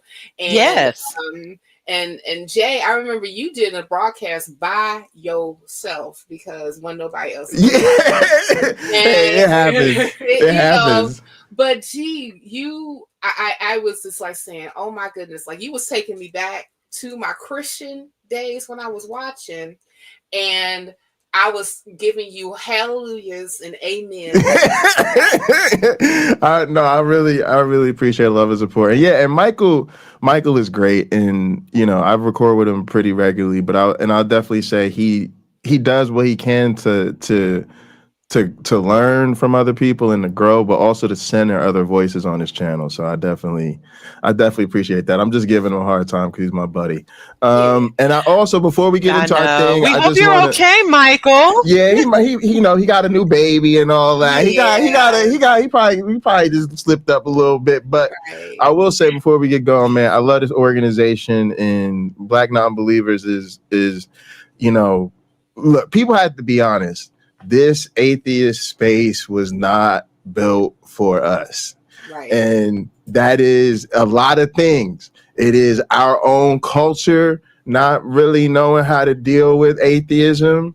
It is also just the demographics of who happened to build these spaces and their perspectives at the time. And then, yes, there has been, in some cases, extra effort made to keep us out of these spaces. So we don't have organizations like Black Nonbelievers. I hate to say it, but if you don't like Black Nonbelievers, too bad. You ain't really got a whole lot of alternatives. So, but seriously, donate. Well, we're the best events. we're the best at what we do. So That's I'm just saying. I'm just saying. We are very, very good. Just saying. But yeah, y'all definitely donate. Love Black Nonbelievers, everything y'all doing, and appreciate you, Mandisa, for just finding time to still be out here and do all the media work you do in addition to everything you got going on as the president. Crazy respect. Yes, very much so. Yeah, shout out to the sister. Thank you so much. Yes. And we absolutely love connecting with other, especially Black atheist content creators, those who are amplifying our voices, because it isn't just simply Black Nonbelievers out there. We are, there is a whole collective. There's a collective of us that is out there doing this work. And we're going to talk about how you do that very shortly, because I know that you come from a very religious background, and you tend to go against some of these Christian nationalists as well. So we definitely want to hear more about how that has been for you. Yes. So y'all ready to jump into that? Yeah. So for me, like, I don't know, everything is really changing because of just a few things. One is realizing the history of these things and trying to identify our real vulnerability. So for instance, one of the things I realize a lot is sometimes there's a shallow level of opposition that I feel sometimes happens because we want to keep it somewhere we're comfortable. And so what I mean by that in particular is a lot of times we allow ourselves to get a little bit overconfident because we quote unquote have the truth on our side, or we know history, or we believe the people we're dealing with, they're just misguided, or they're ignorant of certain things. And so it sort of treats it like if we could just educate them a little bit better, if we could just get them to be aware of some things, that would lead to this transformation, and then they'd become humanist and leftist and the whole 9 yards. And there is some of that, right? There's always a bit of truth there, and we can certainly look at certain education things and point out certain things that make that a very appealing narrative. Yeah, certainly people are not learning history the way we want them to learn history. Certainly people don't have friends of certain demographics, and it makes it. So there is a lot of that, and those things do make a difference. But also we have to acknowledge that all these folks ain't ignorant. All these folks ain't stupid.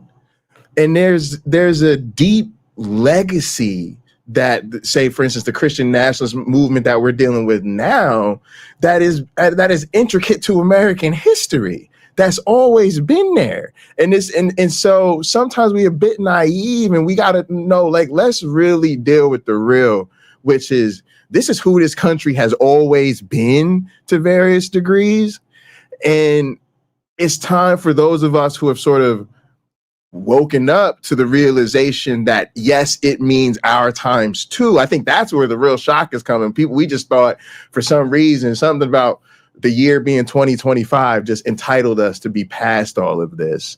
And I've been guilty of a bit of that naivete my own self. But the more I deal with it, because that's very difficult. It's a lot of, like, you hear people with the Trump stuff and all that saying, oh, I didn't vote for this. I don't support this.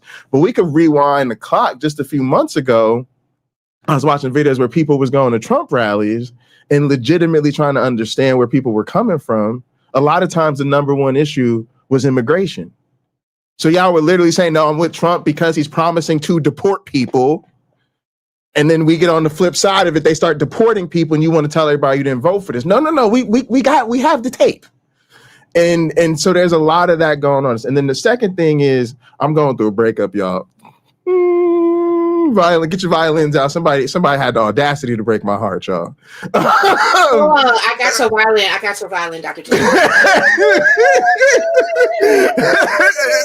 The audacity of these people, y'all. Oh my goodness. But how dare they? In that, I really had a psychiatrist step to me and say, it sounds like you're dealing with narcissistic personality disorder. And when I really looked into it, that psychiatrist probably saved my life. And so I've had a rude awakening and an education in people will manipulate you, people will play you, people will love bomb you and then totally devalue you and discard you. People will pretend to be in love with you in your face and then completely turn around and disregard your needs. And it's a tough pill to swallow. It is a tough pill to swallow, but you are learning about humanity, and it's changed the way I see politics, religion, all of this, because so many of the things that we try to do, we try to find a better approach, a better way to talk to these people, a different way to message, a different way to campaign, all of these things. We never take into account those things only work when you're dealing with a healthy, well-adjusted adult who has empathy of other human beings, who's capable of self-awareness and reflection about how their own behavior impacts and hurts other people, so on and so forth. And I hate to say it, but we have enough evidence to know if the people we were dealing with were like that, we wouldn't be dealing with them on these issues. And so now it's like I'm realizing how much disordered personalities play a role in this whole thing, especially when you start looking at who are the leaders, who are the people that are their news people, their talking heads, their personalities that they tend to put up and stuff in front of us. So it gets to be, oh, Michael is here. Let's get him in. Me and Michael been talking about get him in here. Let's get him in here. Yes, please. Let's get Michael in here. Yeah, just tell him to get in here. But yeah, so that's it. Like I've literally just been really trying to think now about personalities, because you have to tell people. Okay, for instance, if you're dealing with somebody with narcissistic personality disorder, you have to leave. And it's crazy because you don't want to. You love this person, but you're not realizing that's the mask, that's the image. And this thing is not something that you work out in a conversation. It's not something that, oh, you're going to talk to them a different type of way, and all of a sudden they're going to get hit with the self-reflection, and then they're going to do the personal work of growing. No, they don't empathize with other people. They don't ever take responsibility for their own behavior. They don't ever think they're wrong. They don't ever think they need help. That is part of the sickness. For those people, the treatment is worse than the sickness. And so when you realize that, you leave because you can't fix it. You can't make it better. You realize it's bigger than you in that sense. And then you also go no contact, partially because, you're trying to protect yourself from their sort of antisocial behavior and encroachments, but also recognizing your own vulnerability. And so I see that so much in our political, social, and struggles against religion. I see that because we keep trying to assert our humanity. We keep getting people to try to see us and recognize us. And we are so creative and so talented and so capable in our ability to do that, that it doesn't make sense that it doesn't get through. And so at some point, I'm starting to ask myself, why are these people like this? And I think we focus so much on what do you believe and why, or who do you vote for and why, we've lost track of why are these people like this, because there is something different to how they go about things than the way we do.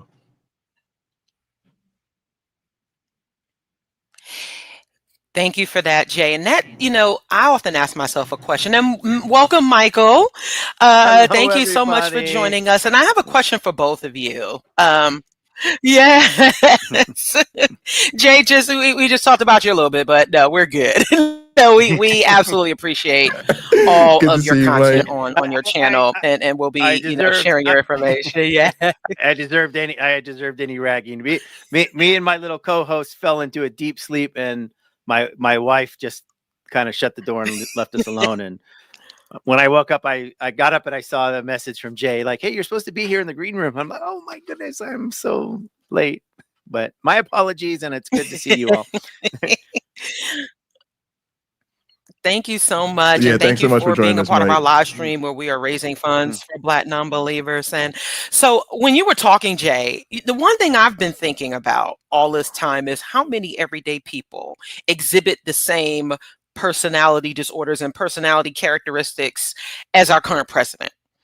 And do y'all notice this when y'all are talking with, like Christian nationalists, or especially Christian nationalists, that there are many of the same personality types? If you don't go along with what they say or what they believe, then they're automatically going to push back or shut you down, or just really rail, or almost as if they don't even listen to you. So do you notice the same type of personality characteristics, we would consider them flaws, with your everyday people that they share with the current president? I'm gonna let Mike go first. Well, my everyday, of course, I live in Mexico. I left the States in 2017. And, part of the reason was political, not all of the reason, but part of the reason was just the political environment. So my everyday life doesn't include conversations with everyday Americans other than online and in my interactions on YouTube. So going back to some of the stuff that Jay was talking about, I've noticed I had to learn to understand what's actually going on in these conversations, because I didn't get it a year and a half or 2 years ago when I first started interacting with Christians, for instance. So I think part of the underline of your question is yes, the attitude that Trump and other people in power have it's not like foreign. I mean, the guy got elected, obviously. It's not foreign to your run-of-the-mill Christian who might not even identify with themselves as being white nationalist or Christian nationalist, and they might say things. This is what really surprised me on the space of, Christian apologists. I really, really disagree with all the stuff Trump does and everything about his personality, but I'm still voting for him. Like I heard that repeated over and over again. And I thought to myself, wait a minute, how is that a Christian principle? How is that a good principle? Like, I could understand. I know there's a lot of people, and I used to be this way myself, very conservative, who couldn't ethically vote for a Democrat. It's just not in their cultural DNA. But they could certainly not vote for somebody who has all these, problems against him, and say, look, I'm sitting this one out. And that really kind of shocked me. So I think one of the things that Jay has taught me in recording with Jay and listening to him and having these interactions is there is a real disconnect in the Christian culture itself between how they perceive themselves and how they behave, how they perceive their in-group, and how they actually treat other people that aren't in the in-group, not necessarily even self-reflecting or being self-aware of how damaging their behavior and their actions are. Like, I'm not letting them off the hook, but I think sometimes they just don't get it. It's just completely over their head. Yeah, so for me, I would say I see it, and the thing that I would say too is I think the cultures produce it. So this is a more difficult conversation to have, and I give credit to I think it was maybe Casey Malone had somebody on her channel talking about this, or that, or it was one of these podcasts. But anyway, a person was basically talking, an expert in culture was talking about the thing that is hard when you ask about, does X religion produce this, is people don't want to acknowledge the fact that cultures produce certain things for a reason. There's a reason misogyny is so likely to come out of a Christian culture, because there's something about Christianity that makes that a likely result, right? And one of my ways of thinking about it is you can have these problems anywhere, but, you know, there's nothing about the rules and bylaws of baseball that says certain things that's going to make it more likely that certain people are marginalized. Oh, but I was going to say that makes it more likely that women are marginalized, but there's one of them, right? Baseball, there's no reason for that, but baseball does say women really shouldn't play it. And if you're a woman, you got to play this other thing called softball. So why that's in the rules. And as a result, women have to play an entirely different game, right? So, and the same thing I think is true in these religions, like the very doctrine that y'all have, the history produces these things. Also, there's a whole phenomenon of religious narcissism, and it's a way, it's basically how you get narcissism with a religious flair. And so you can think of that then as religious people, you know, getting pulled in narcissistic directions. You can think of it as narcissists finding a cozy home, right? But you can also think of it as, again, a person who was otherwise a normally well-adjusted person who gets indoctrinated in a religion, takes it very seriously, will end up displaying these traits as a result of the way they practice their religion. So one of the things that I've noticed is, like you said, Mandisa, seeing it everywhere, seeing it beyond just that personal relationship with you. I had to come to terms with the fact that I think I was raised by a religious narcissist, right? And that there's also a certain way, I talked about this in one of the BlackNonbelievers streams when I talked about the nice old church ladies. And this was like before I kind of figured this all out. This is actually when I was in the confusion phase of that relationship, trying to figure out what was going on. But one of the things I had noticed was I went to this pinochle party, which was awesome, just older Black folks, just it was really great. But the sort of flavor of the culture of the gathering, it might as well have been a church gathering because of how easy and freely people talked about participating in their church. But then when we got to like the dinner portion of it, you know, it took because it was like an Easter thing, it took a very serious religious turn. Like, oh, there was like a mini sermon and about Christ, the sacrifice and his redemption and all this stuff. And I sort of realized that there's always been a way in our communities that religious people, especially religious elders, have been able to sort of impose their religious views and preferences in social situations on us. And nobody feels comfortable ever challenging that or even calling or not participating in it because those personalities are so strong and there's a certain dominance that they have that I don't think in Black communities we ever even really talk about because we don't talk about mental health overall. The little bit of misunderstanding we do have about mental health is like someone seeing visions or hearing things or whatever. We definitely are not going to be talking about personality disorders, and we definitely not going to talk about how grandma may have been producing a disordered culture in the community due to her, religious affiliations. Like, no, you about to lose your Black card, your invite to the cookout, all of that, all of that. You go over there with them folk. You. So. Yeah, but my point is that there's a lot of that in our families. There's a lot of that in our other religion, and then, in our other relationships. And then what I feel like the part that we really don't want to talk about is there's a lot of that in the culture of the everyday believer, what I call the pew filler. A lot of times we like to throw the problems onto the religious leaders or the religious apologists, but we don't pay enough attention to how the average person sitting in a pew on Sunday morning is displaying those same traits themselves. And really what the leader and the apologist are doing is giving them the supply they need to reinforce their own disordered personality. And that's where I'm at now. Yeah.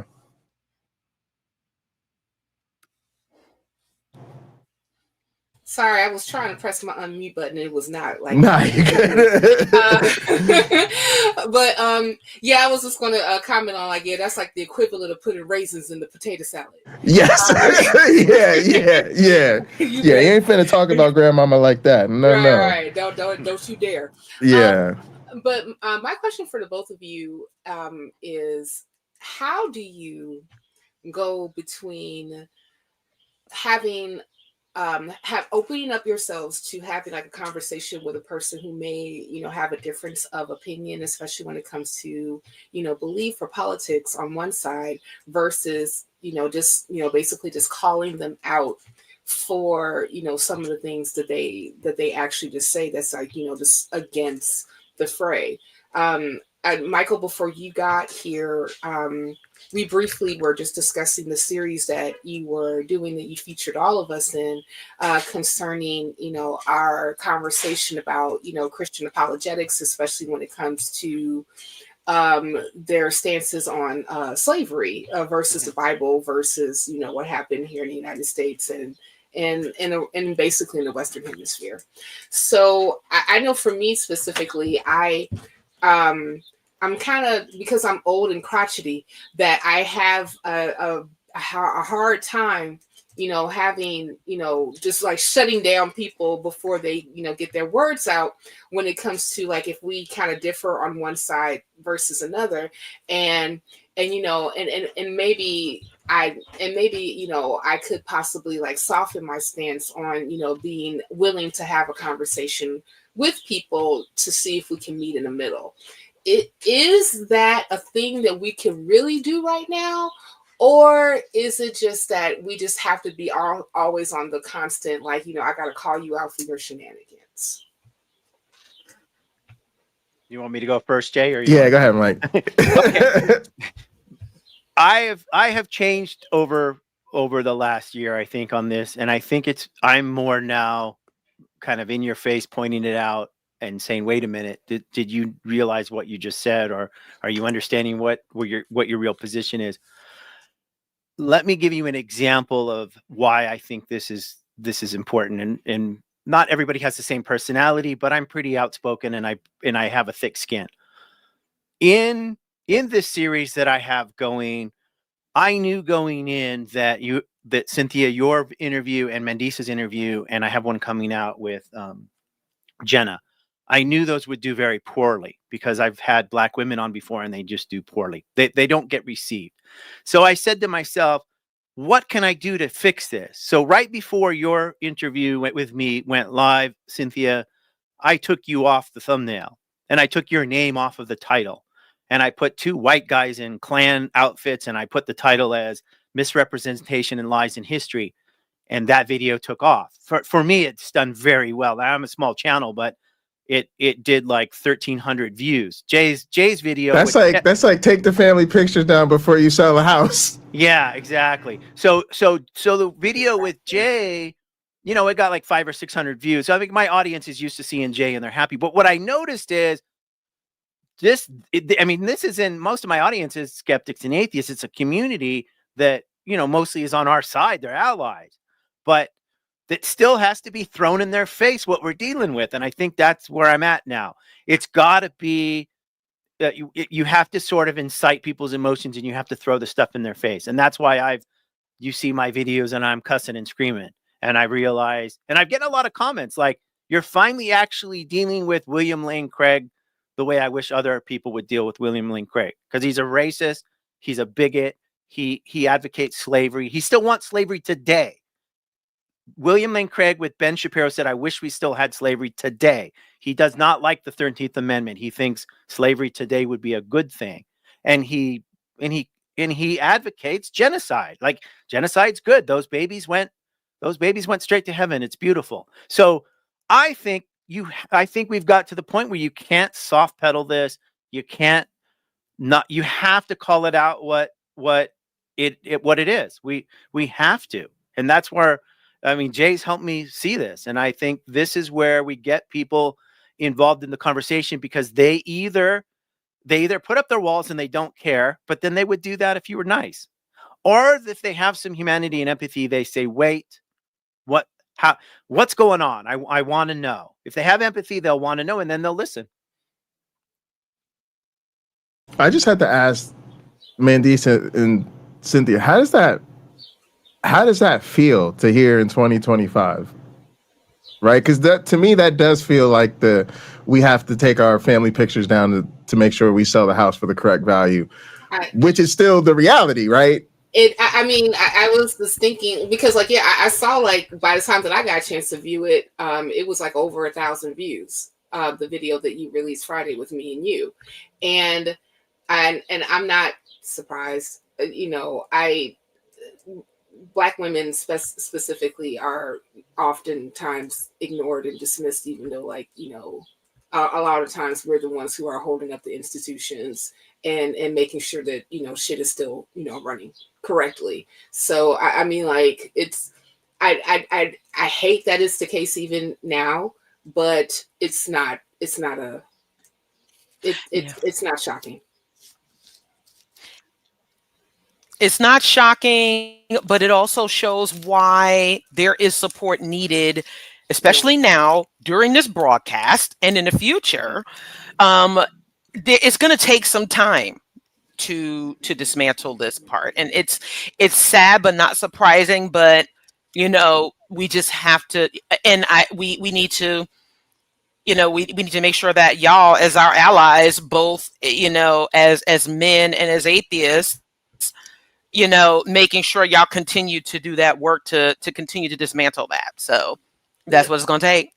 Yeah, it's kind of like what I told you. Yeah, it's what I told you, Mike. Is it's up to white people to call white people out, and it's up to y'all to call out men when they are misogynistic, and it's up to all of us to make sure the work is continuing. So we want to thank you all for coming on to the show. Thanks for having me. Yeah, definitely. Yeah. Yes, thank you so much.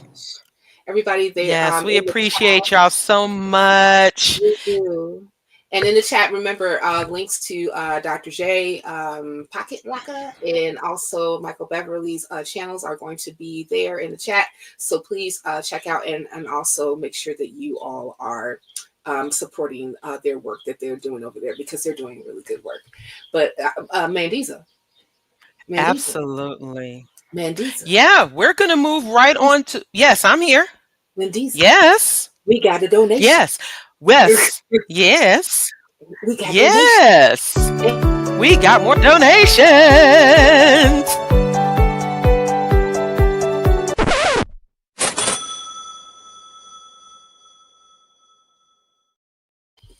Thank you all so much who have continuously given through the channel. Is it okay if I read some of the names that we got so far before we put up our next guest?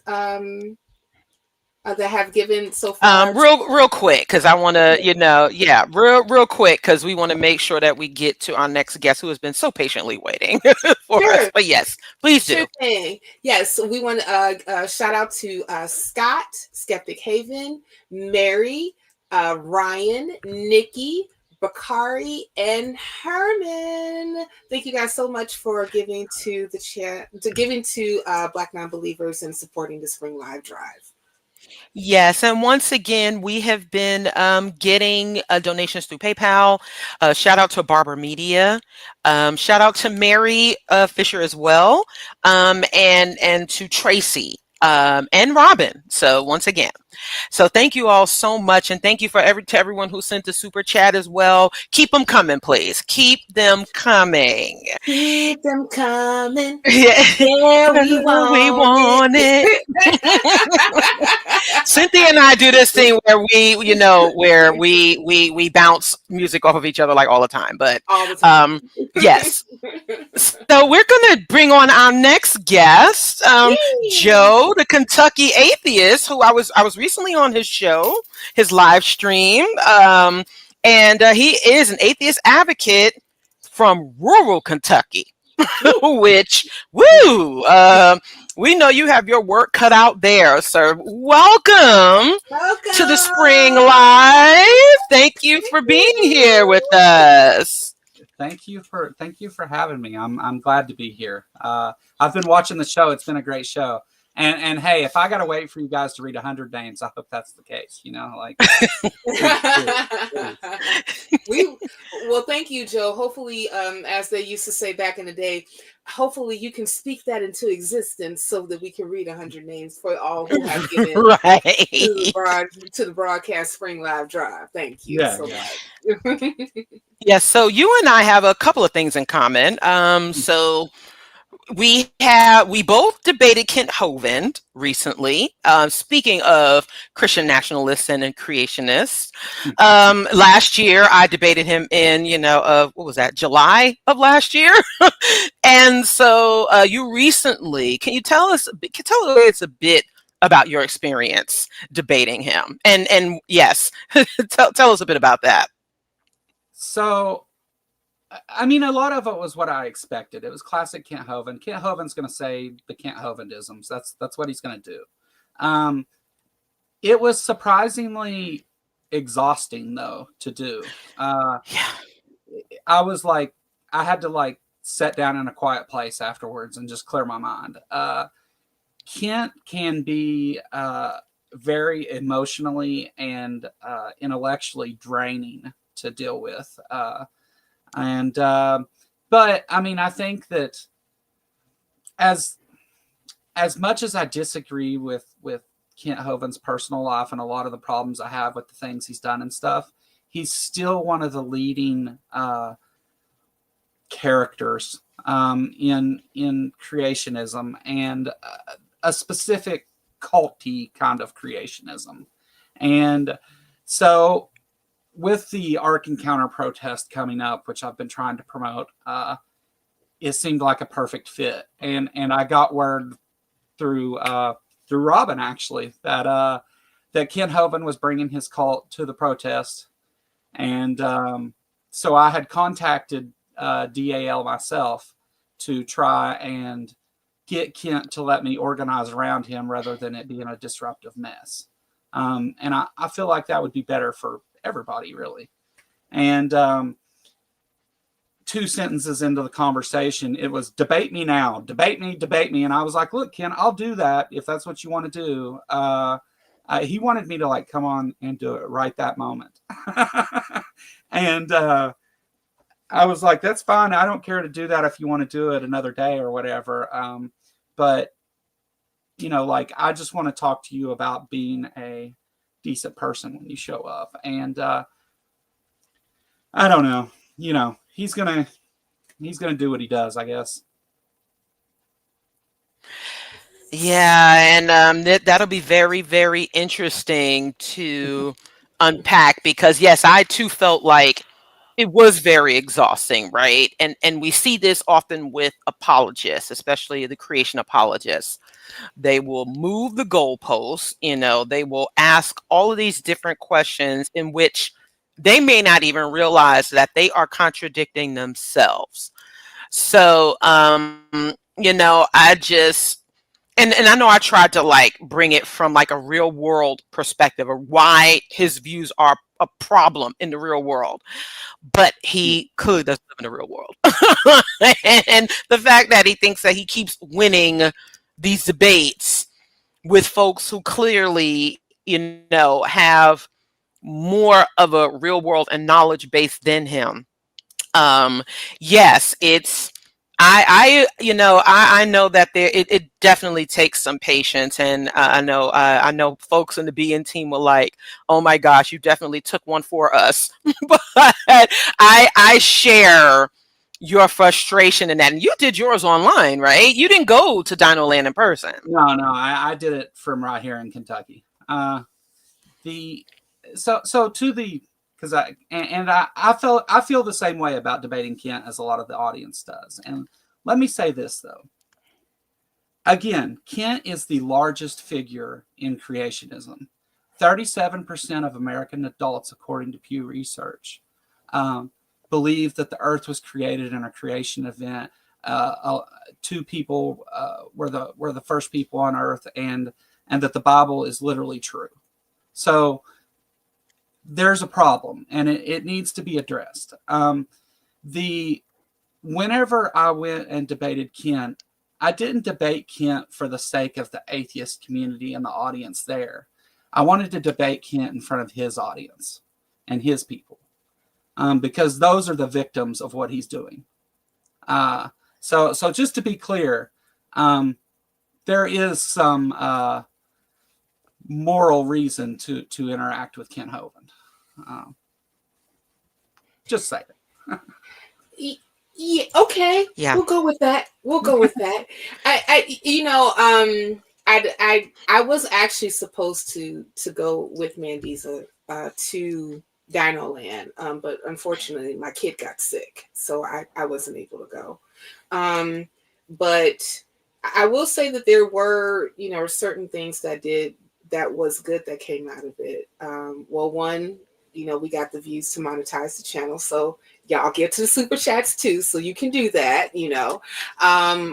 Also, we did get more people that were interacting with us, and I know that I have seen more people like starting to like reach out to us to that really said, hey, I caught Mandisa's debate with Kent Hovind, and I'm more curious about Black non-believers. I'm struggling. I'm going through, certain, I'm like basically wrestling with my own cognitive dissonance between belief and what I see to be reality. So, I think that even though it was like in some cases painful to watch, and it's I mean, especially when you are, as you said, Kent Hovind going Kent Hovind, right? Like we know he has a script that he has followed, like someone said in the chat, that he has not updated in the last, since the 1980s.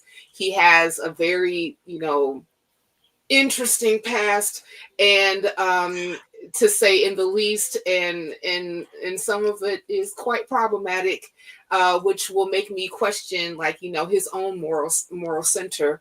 But regardless of that, there's still, as you just mentioned, a very large contingent of people who agree with the things that he says, and unfortunately his idea in and how he even comports what he believes is something that is being pushed on the general population. So it's concerning to say in the least. And I look at it as this is like something that is something that should alarm all of us who happen to be here or sitting on this side, right? To be more, to brush up on what reality is, and be more effective as communicators, so that we can help disseminate a lot of misinformation and fighting against facts, right? But Joe, since you are Joe, the Kentucky atheist, in Kentucky atheism, I know that you, I believe that on Meetup, you are considered the tri-state atheist. That's your organization, if I'm not mistaken. Okay, so yeah, not exactly. Okay. The Tri-State Freethinkers are the group that has hosted the Ark Encounter protest. Okay. 7 out of the 9 years that it's been open. Okay. Or 6 of the 8 years that it was open before this year. They didn't want to continue doing the planning and the event because it was they've lost a lot of people over the years in their organization used to be much larger. Okay. And so they wanted to wait till the 10th anniversary and do a big protest. And I felt like we should be doing it every year. As long as the clear violations of separation of church and state that are taking place from AIG and the Ark Encounter and Creation Museum, we should be talking about that. And that protest is an event that is different than a lot of the conventions and stuff that are offered. And it's a different kind of experience. And so I just felt like it was something that needed to continue happening. So I've been working with the Tri-State Freethinkers as consultants, and they're helping. They're providing all the stuff they used to do it in the past, but they're just not involved with the actual planning and the speakers and all that stuff that we've got. But yeah, I've been working with them on it. They're actually a couple hours away from where I live. Okay, cool. Sorry, it was a windy answer. No. You're good. You're good. We like Wendy's fine. So I know like the art protest is like, you know, one of the big ones. I was not familiar with AIG until, I wouldn't say like in 2022, 21, 22. I was asked to listen to a broadcast that AIG did specifically about a Black Christian woman who was who asked. She basically wrote a letter to ask God not for her to hate white people, and the reason being is because, you know, and of course that was like around the time that there was like a lot of civil unrest, George Floyd, you know, Ahmaud Arbery, et cetera, et cetera, et cetera. And I never heard so many people on a panel that's supposed to be Christians that misrepresented Dr. King's whole, you know, not judging people on the color of their skin, but the content of their character. And then I find out that this is something that they do often, because like, I guess like another regular that comes on and answers in Genesis, I was asked to do another responsibility to the crap that he was saying about Black Lives Matter. I was just like, why is this a thing? Like, why is there like like anytime that we're talking about social justice, and then you get, you know, your Ken Hands and your Ken Hovens and your people who happen in William Lane Craig, like, listen, if you say the Kalan cosmological argument, I like literally like, you know, break out in hives. It's like, it's really bad. I have to get, you know, Curacomb. It's real bad.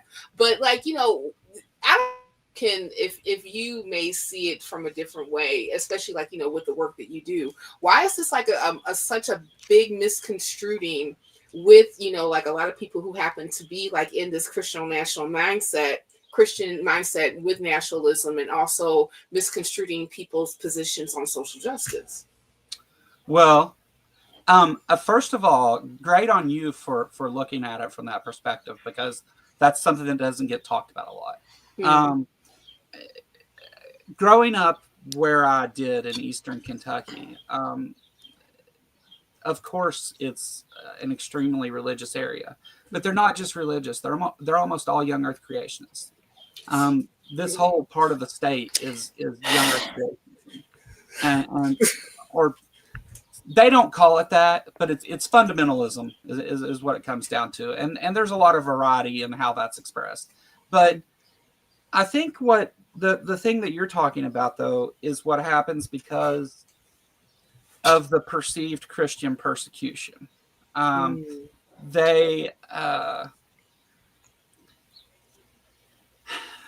Because of a lot of the misinformation and disinformation, especially in the political spectrum that's going on right now, there's a lot of this tribalism going on within Christian nationalism, to where they must be the persecuted ones. And the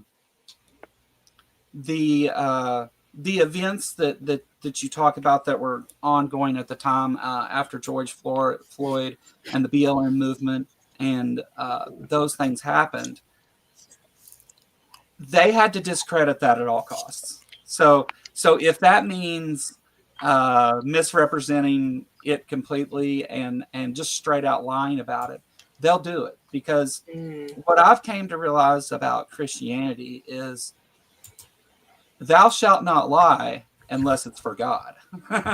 There's this little underwritten part that they don't talk about, you know?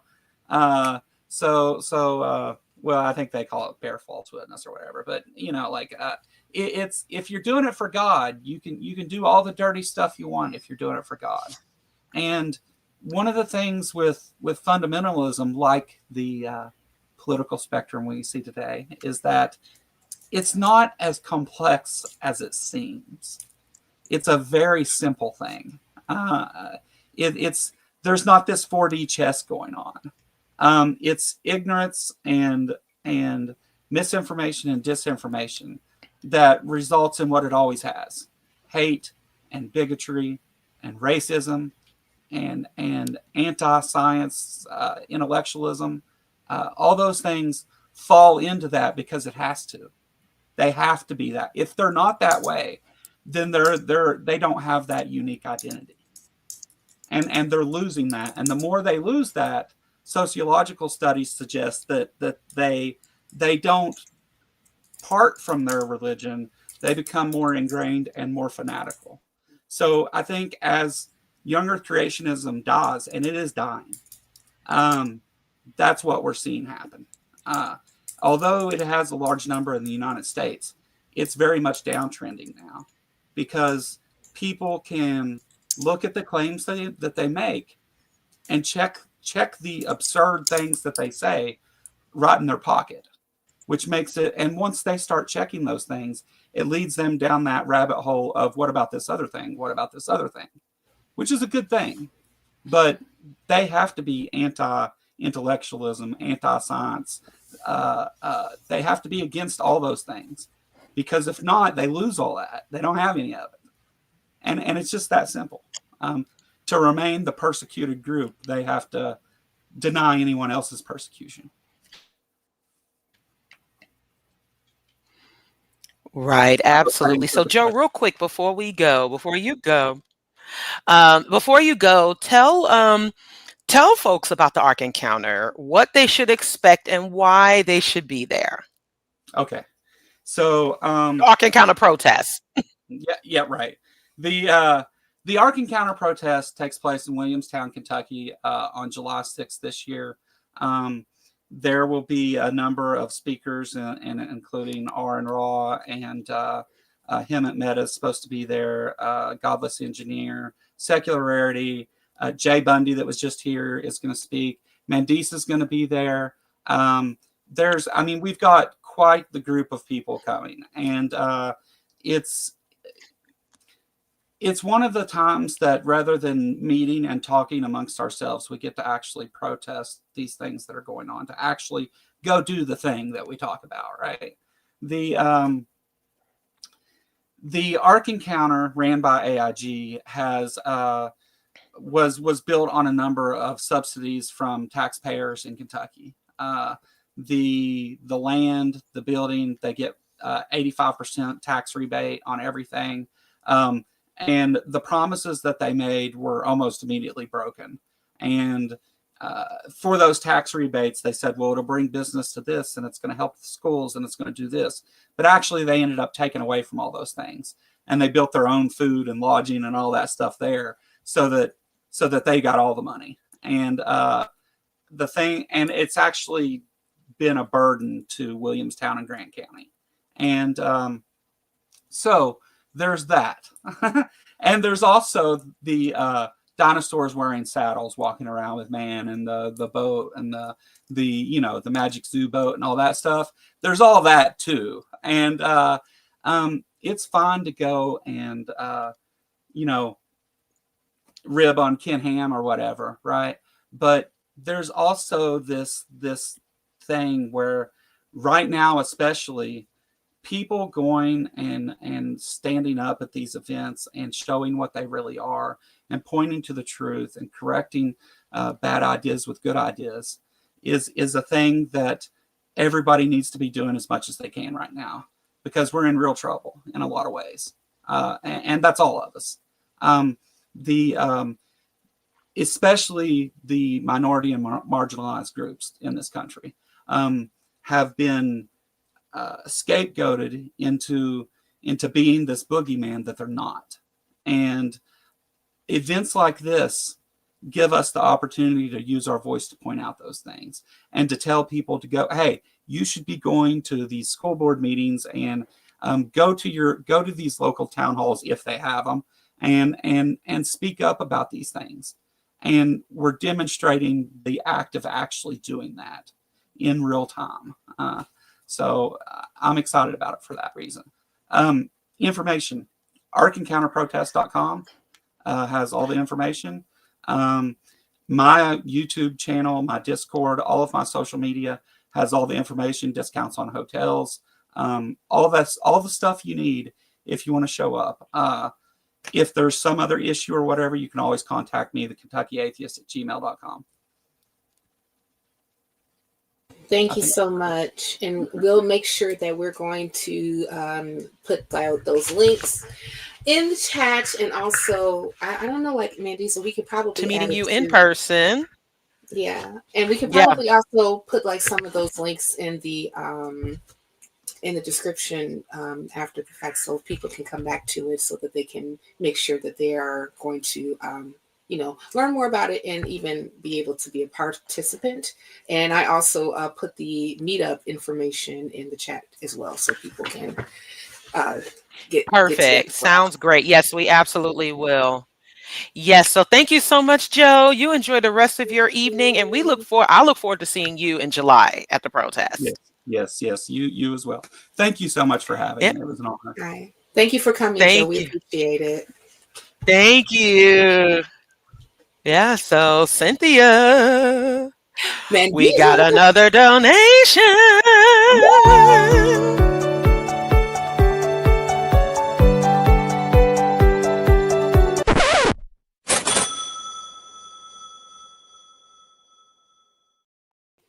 Yes, thank you so much to my fellow nonprofit Scott Dickey for giving us one. Thank you all so much.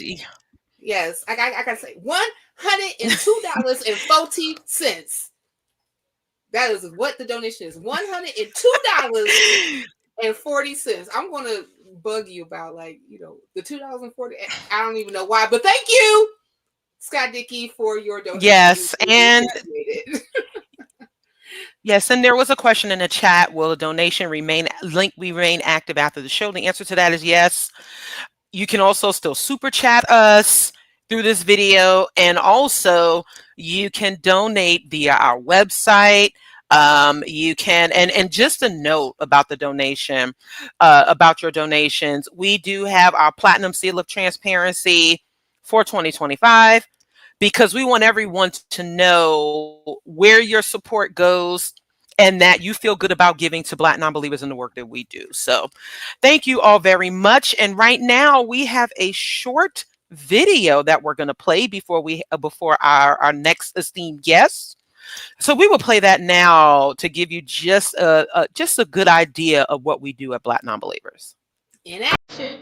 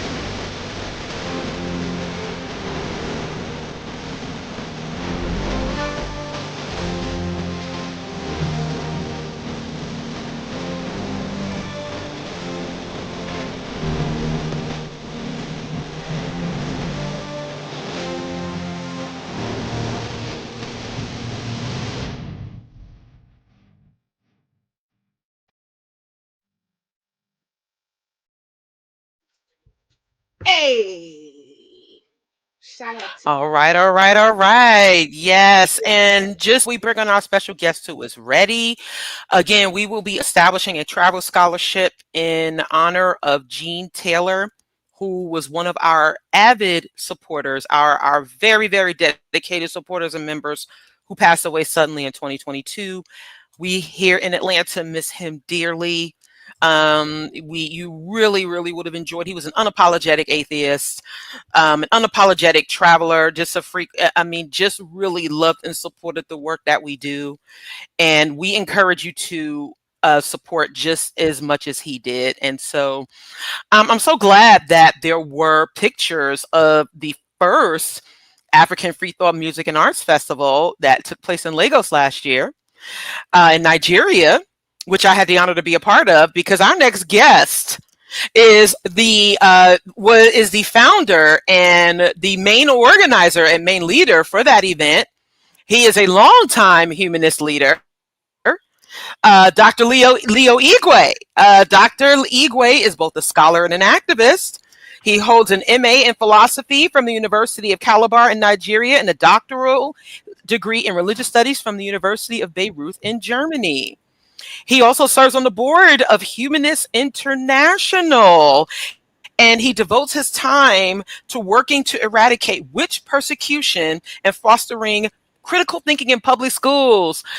It is such a pleasure to see you again, Leo. It's always a pleasure to have you.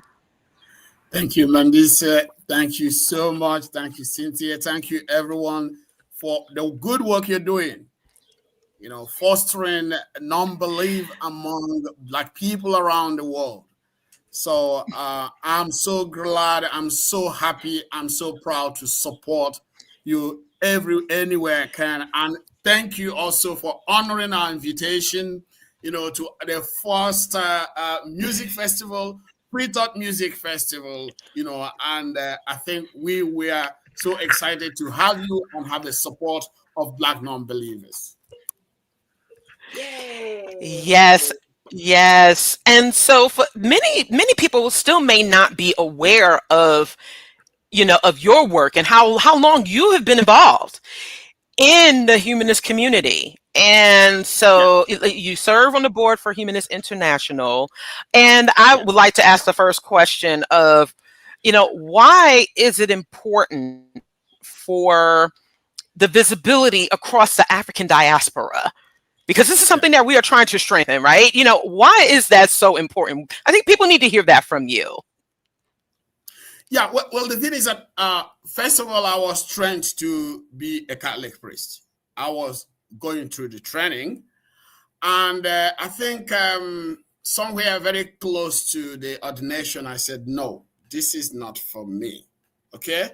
Yeah, because I noticed that there was something fundamentally wrong with religion, you know, and all that, and with the idea of God. And again, when I was reading, I saw this kind of stereotype associating Black people with magic, with religion, you know, with occultism. And I said, no.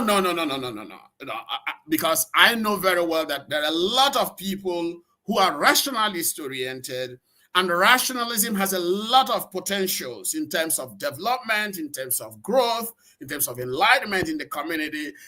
And I said, no, I will have to do whatever I can to let the world know, you know, that there are Black non-believers. There are Africans who do not believe in God and who don't think magically about the world, supernaturally about the world, who are free thinkers. And we can use that to send a message of hope and reason and renewal across. So this is why the work I'm doing is so important.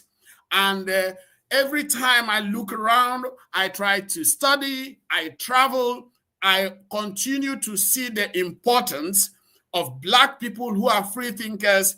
Get out there, express their thought freely, and use that as a basis, not just to change perception, to change the society, and let the world understand that unique value, that free thought value that Black people can only bring to the table. You know what? Nobody can do it. We can only do it. Yes, and I keep saying it. And that if we don't do it, we fail ourselves first. We fail humanity at large. And it is important we step forward. It's important we get a seat at the table. It's important we send that message, because you know what? There are Black non-believers. Get used to it, okay? And we have a lot to offer the world. We have a lot in terms of art. We have a lot in terms of music. We have a lot in terms of solving the problems facing Black community. And nobody should tell us that it must always be through the lens of religion. Oh, religion lifted the Black people up. No, not always the case. There was a lot of harm, a lot of subjugation, legitimization and sanctification of the subjugation of Black people. So it is only a rationalist approach, a skeptical approach, a humanist approach that can get us to begin to address those ills. And let us understand that there is that unique value we can add, we can bring to the table. This is what has kept me going, and this is what will keep me going, and this will what will keep me fighting on, and this will what will keep me. Let's remain at that table. We'll continue to send that message, and nobody can do it except us. Yes. Woo! Hallelujah, Dr. Igwe. Yo, before I ask my question, just on that alone, you guys should donate, like for real, because like I would. Yes. And you know, back in the day, listen, if we was like in a Black church, especially like, you know, either in the North or South or what have you, they would have been running to the altar throwing money at the preacher if you would have came like that. So come on, y'all, let's go. So like, run to your computer, run to the link, and give to Black Non-Believers. All right, Dr. Igwe. So my next question for you, you know, I'm so intrigued. I'm sorry. Your passion is just like infectious. I can listen to you all day, but yes, I really can. But I would love for you to talk a little bit more about the advocacy that you do for alleged witches. You know, I have seen plenty of, you know, people, like I've talked to people, you know, specifically from the continent, and you know, there is a very large community of Nigerians that are right here in my city, and it seems like that, especially like when you are talking to those who may either come from the country, or if they are still there and they just come back and forth and they happen to be Christian, that a lot of times, especially when it comes to women, if they are not really following lockstep with whatever the church leadership is saying, that accusation of witchcraft is often, you know, put upon them. Could you talk a little bit more about that, and also some of the advocacy that you do to help those who happen to be accused of such a thing? Yes. You see, this is exactly what speaks to why I am still here doing this work. Because a lot of people feel, yes, the best way to present the situation of Africans, the worldview of Africans, is to present it within the lens of Christianity. Oh, Christianity did a lot to uplift Africa or Black Africa. So you see a lot of Africans struggling to fit into that box and trying to make it seem as if, supernatural idea interpretation of our situation represents us at its best. In other words, the African culture. Let me tell you, it is like a mental colonization. It's like holding people mentally hostage. And over the years, people have been made to think that way. Nobody wants to think outside the box. In private conversation, somebody could tell you, oh yeah, But I don't think this woman is a witch. But you know our culture. So they have allowed the narrative of witchcraft to define what they think is the African culture, is the black culture, in quote, by extension. Okay? So there is that stereotype which people want to perpetuate. Because you know what? That is the way to win acceptability. You know what happens? A lot of people want to be accepted. And when they are coming to the US, they want to be Christian, even more Christian than Americans. Okay? Or more Christian than those who introduced it. So, and they have seen that that is the only way to gain legitimacy. Not in rebelling, not in questioning, not in challenging these narratives, not actually in saying what they think. Look, let me tell you, the fact is that many of these people are afraid of telling you what they think or what they actually believe. And that is where the Black Non-Believer Project is a liberating mechanism and facility. So that what we're doing here now is that, yes, say what you think. I mean, think about it. Somebody comes and says, a virgin gave birth to a human being. Come on, who does that? Who does that? And that person is the savior of the world. Who believes that? For goodness sake. Who believes that? But you see somebody who will come and say, yes, it's true. Jesus is the savior of the world. You know why? Because the person has made to see that's the only way to win legitimacy. That's the only way to be accepted. So in the quest of being accepted, people castrate their own sense of thinking. And over the years, they have been they have been socialized to do that, to think and reason that way. So, and that is why the Black Non-Believing Project is very important. And it resonates, with what the challenges we are facing here. So what we are trying to tell them here, look, it is okay not to believe. It's okay to say you don't believe in these things. Nobody will reject you. Yes, say what you think. And over the years, we have also made them understand that you can get help from non-believers. When I started this work, they told me, no, people are not going to listen to me because I said there are no witches and as believed and all that. But it's not true. A lot of people come to us. I want to tell you right now, I'm overwhelmed. As I speak to you, our project, we are overwhelmed with a lot of people who need help from different parts of Nigeria and beyond. Because you know what? There is resource in non-belief. Because you are freed from the burden of fearing other people who should be cared for. You are afraid of them. You are freed to now help. They call us from any part of the world. We move in to help the person. We don't ask questions. We don't say, are you sure? Are you sure she's not what they said? No. There is nothing like that. So a lot of people reach out to us with open arms and we reach out to them with open arms. And for the first time, I can tell you, there is a clear and principled facility to help victims of witch hunt. It was not there. I never met it. It was like, but what you need to pray for the person first. No, you don't need to pray for anybody. It's actually prayer that brought us to the problem, So here, we just move in automatically, embrace the person, give the person a sense of connection. So that's what we are trying to do. And a lot of people are coming to us. They need our assistance. So it is important we send the message that there is capital in non-belief. That there is, you don't have this liability, because for those who believe, they have this liability. They're burdened by it. We don't have that burden.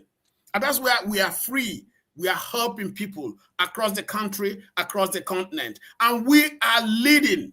I want to tell you we are leading because I told my fellow humanists there is leadership gap, leadership deficit when it comes to this, and that we owe it our generation to provide that leadership. And that's exactly what we're doing. And I want to tell you, all the people, victims are coming to us. Now, let me tell you one thing. Most of these victims, over 99% of them, are believers. They're Christians, they're Muslims, they're traditionalists. Okay?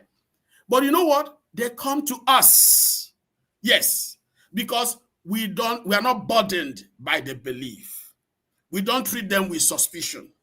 In fact, we embrace them with open arms. You know, some days ago, somebody met me and said, I like what you're doing, but you need to be very prayerful. Prayerful for what?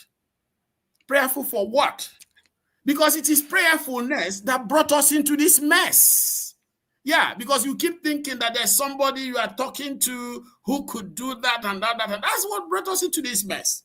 So what I'm saying is this, is that this is how we are deploying non-belief. This is how we're deploying reason to assist and support people who are victimized as a result of religious and superstitious belief. And it is working. I want to tell you here today, it is working. And we are going to persist. We are going to keep moving. As I speak to you, we talk with the UN, we work with them, we network with them. Even we support pastors who are victims. There was a pastor who was attacked. This is a pastor who also do witch hunting as part of their this thing, but eventually, you know, it backfired this time, and the victimizer became the victim. We had to assist him. Yes, we also had to assist him to send a message. An imam has been attacked and has been accused. We also moved to support them. So you can see that for the first time in the history of the continent, humanists are leading the way and all that. And we are trying to help address some of the mess, some of the problems caused as a result of religious and superstitious belief, as a result of Christian and Islamic beliefs in the region. And that is it. And that is why what we are doing at Black Non-Believers is not just important to Black communities, is important to the world. Before I conclude, look, African region is always associated with this witchcraft thing. Okay? Yes. And if you go to the literature, there's always this idea that, yeah, witchcraft functions in African society. Let me tell you, I found that very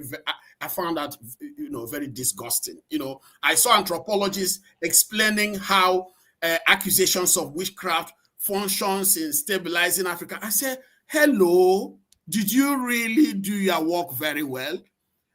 You go to a community where they beat up accused person and you're telling me accusations is a stabilizing mechanism, is benefiting the society? Which society is that? So the anthropologists, Western anthropologists here have also contributed in misrepresenting the phenomenon and giving it some kind of legitimacy.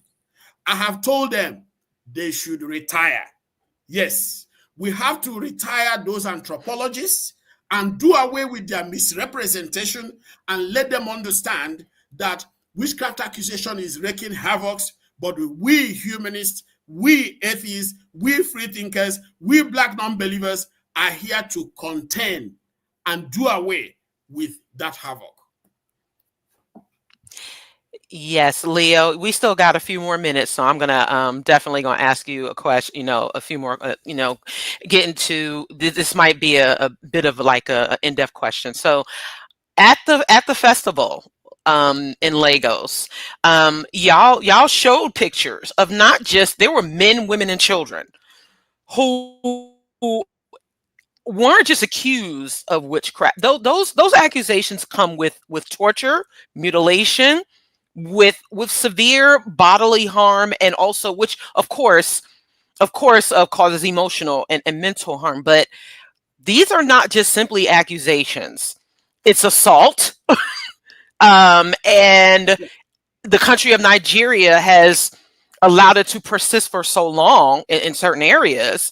But do you find that, because as a humanist and as a fierce activist, that you know that bringing more light and bringing more and in helping these victims and helping these survivors, really, has it really helped? Have y'all made way with like law enforcement and some folks in government as far as like the awareness of how this needs to stop?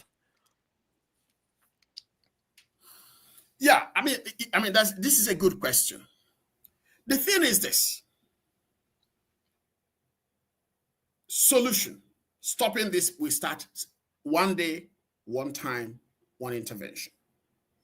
We have already sent the message that there is an organization that is here to help. Yes, in many parts of Nigeria, this is already known.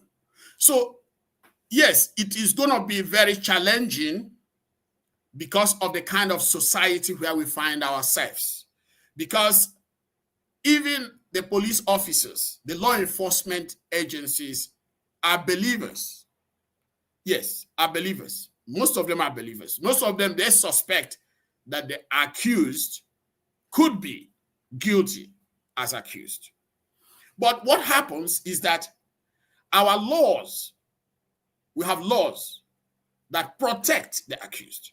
So what we are trying to do is to get the law enforcement agencies to enforce the law. Yes. And we hope that over time, it will help in pushing back those of them who are misinterpreting the law, misenforcing the law, or have refused to do it. So what we're trying to do, yes, is challenging in our society, but the laws are there and the laws are clear and they are on the side of the accused. Okay? So what we need, our work is actually very simple, but also very challenging because laws do not enforce themselves. Human beings do. Okay? So what we try to do now is to name and shame the law enforcement agents and say, hey, guy, this is not what you are not told to enforce your belief. You are paid to enforce the law. So, and the changes are coming. Yes, because we had a situation where we organized a small event and the government sent police officers to come and close the venue because they said we were witches. We were having a meeting for witches because our name is, the name of our organization is Advocacy for Alleged Witches. And when I confronted them, they said, look, they didn't see the alleged, they just saw witches and thought that our meeting was a meeting of witches. So there's still a lot of education. There's a whole lot of enlightenment taking place. So, but you need to have an organization first committed to enlightening the society before these changes will happen.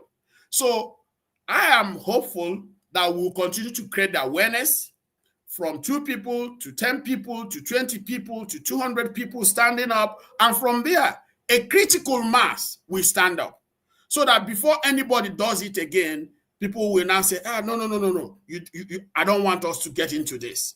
So we want to change the tide. We want to have a paradigm shift. We are already on the process.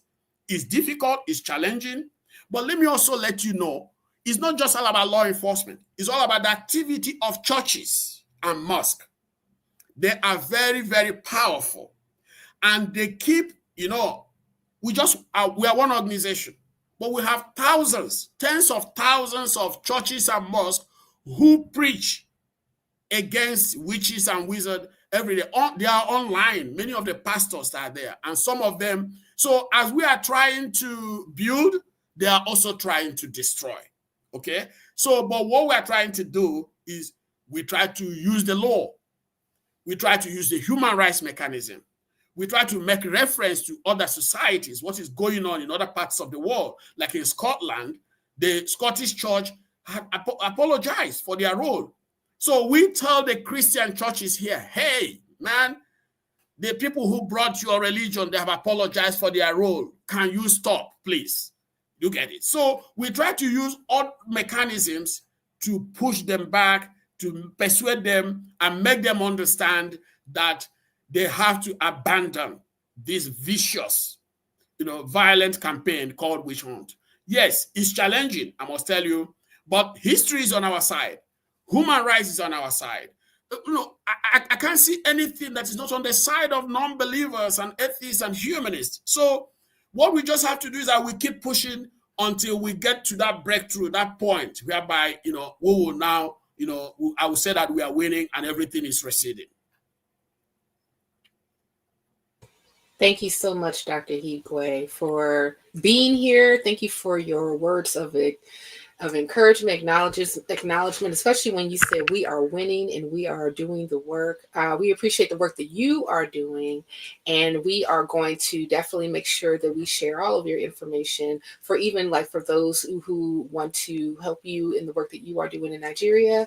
And, you know, as we get more people who even come from different parts of Nigeria that would seek us, we're going to push them towards you if that's okay. Absolutely. And Dr. Leo is going to be a guest on at BNCCon. So if you are still, please do register. There's still time to get on board to come to BNCCon. He will be one of our amazing guests.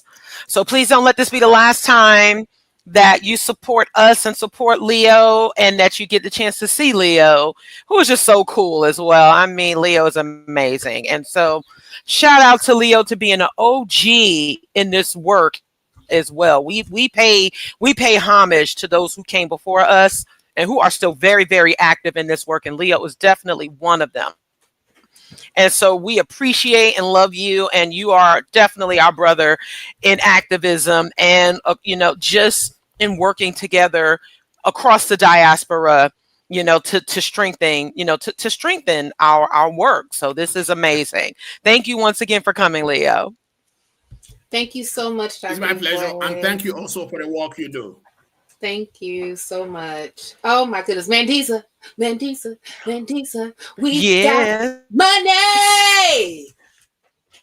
Donations, y'all. Donations. Woo-hoo!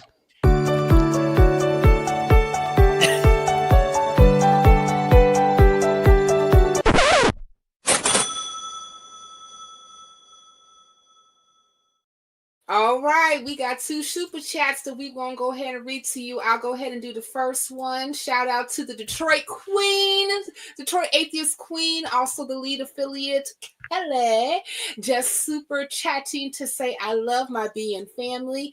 Everyone, please donate. Every little bit helps, and she is so right.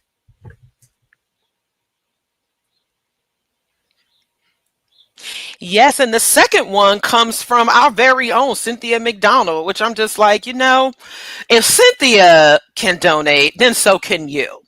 And shout out to Kelly, who is our amazing Detroit affiliate. Thank you for taking the reins in 2023 and keeping things going and being such an amazing affiliate leader up there in the Detroit area. And so, Cynthia, did I just read your super chat? No, you just mentioned it. Well, we showed it on the screen. So okay, yeah, we showed it on the screen. I was. Well, I didn't get a chance to read it. Okay, here we go. Yeah, go ahead. Yeah. Okay. Okay, so you said, I am loving Dr. Igwe. Shout out to him and the work he is doing. Also give to our stream. So yes, thank you once again to everyone who has donated to the link through Super Chat and also through PayPal, through our website. We see y'all here. We acknowledging y'all. So we definitely appreciate that. And we need to continue the work that we do. So please continue to share the word, share the video, spread the word, share the video, and encourage people to donate to our work. So thank you. Yes. As you can see, we've had some wonderful guests. They are doing some very important work, and we are working in partnership with many people who need us. And so thank you so much to everyone who was here today. So definitely, we appreciate you so much. And also, before we bring on our next esteemed guest, you can become an official member of Black Nonbelievers. You can go to our website to become an official member for a very, very low membership fee annually, or a very reasonable lifetime membership fee, and you get you get access to, you get discounts on all of our annual events. You get discounts on being merch. And someone asked earlier about our shirts. We have our online store. We will share that link in the chat with you. You can sport your being merchandise. So yes, thank you to Otto for the super chat. Yay. And so yay. Here, I'll just if we don't get to that button real quick. Cha-ching! Okay, very good. Yeah.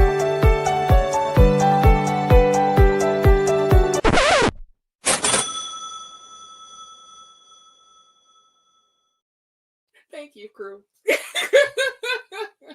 So next up, we have two more of our OGs, two of our more of our partners in crime.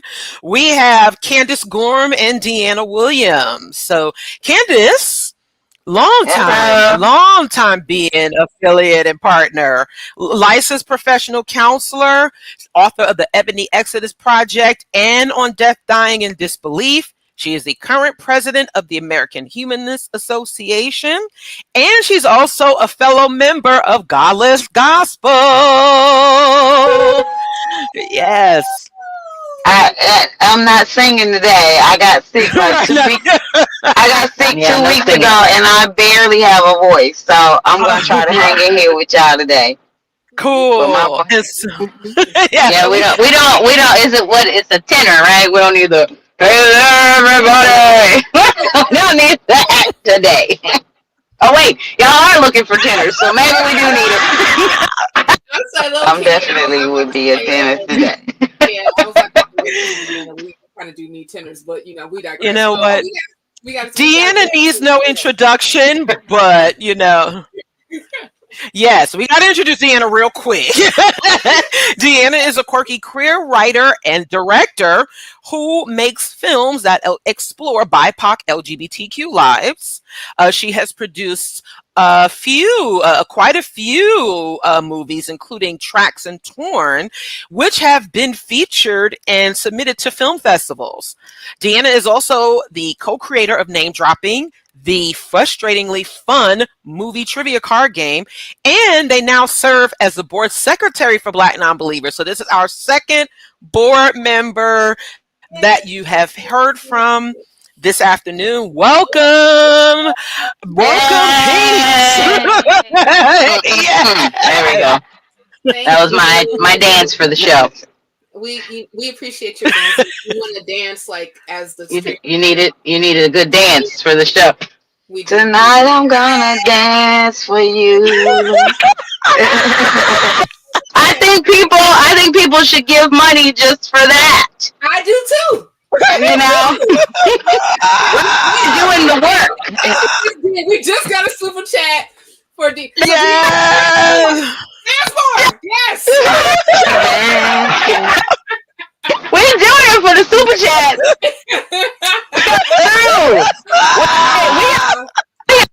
The men and the women sending the super chat. Look, we in New Orleans right now, so we in New Orleans right now, so the thing is to show your bosom a little bit around here, and so we show our bosoms for donation. Okay. I'm just saying. I am not a That's not the girls. That's right. We gotta do what we gotta do in this climate. And this administration and this climate of the world, we have to do what we have to do. Yeah, I'm about to say my skirt's too loose to show any type of bosoms, but I'll protect. Yes, as you can see, we have so much fun over here. We really are family over here. Yes. And we take care like family. We do. We take care like family. And yes, and so we really want to, just getting serious for a little bit, just talking about especially this attack on LGBTQ folks and humanism and how humanism plays a role in that. So either one of you, if y'all want to start, how can the humanist community be better stewards and be better supporters for LGBTQ folks, especially Black LGBTQ folks? Because oftentimes, we tend to be, they tend to be left out of the narrative. Not, definitely not as much as, definitely more than we should be. So how do we start that? Well, we were talking about this. We always talk about this, actually, just because we are always up on what's going on in the LGBT community news with this new administration. A lot of people don't know, or maybe they don't get some of the information, but we're going through the ringer right now, especially for trans rights. There's a ban in the military now that the Supreme Court just upheld, so we can no longer enlist trans people in the military anymore. There's still trans people in the military, but just new people can't come in. But the people who are still in the military are going through the ringer because they are separating them now, which is going to call attention to them more in a negative light. They are stopping gender-affirming care, no more hormones, no more surgeries, and we know from like the youth, if you can't get to your hormones or you can't get to your surgeries, sometimes it makes you want to commit suicide because you don't feel like you're in the right body. You don't feel like life is fair, and then you feel like, oh, I just don't want to live if I can't be me, if I can't live in the body I want to be in. We have an attack on the gender-affirming care for the youth outside of the military right now. Obviously, they haven't done it yet, but I feel like it's on the cusp going for gay rights, gay marriage rights. So that's just next, and we talk about this constantly because we would like to be married, and so we're just in a really, really bad time right now where, gay people are the scapegoats. Like, they're coming for black people, but they're coming for the gays, like, for real, for real. It's a little bit easier to get that little community attacked. So what we could do about that is really the question. Like, and also, how as gay people do we stay positive? I have days where I'm really, really down.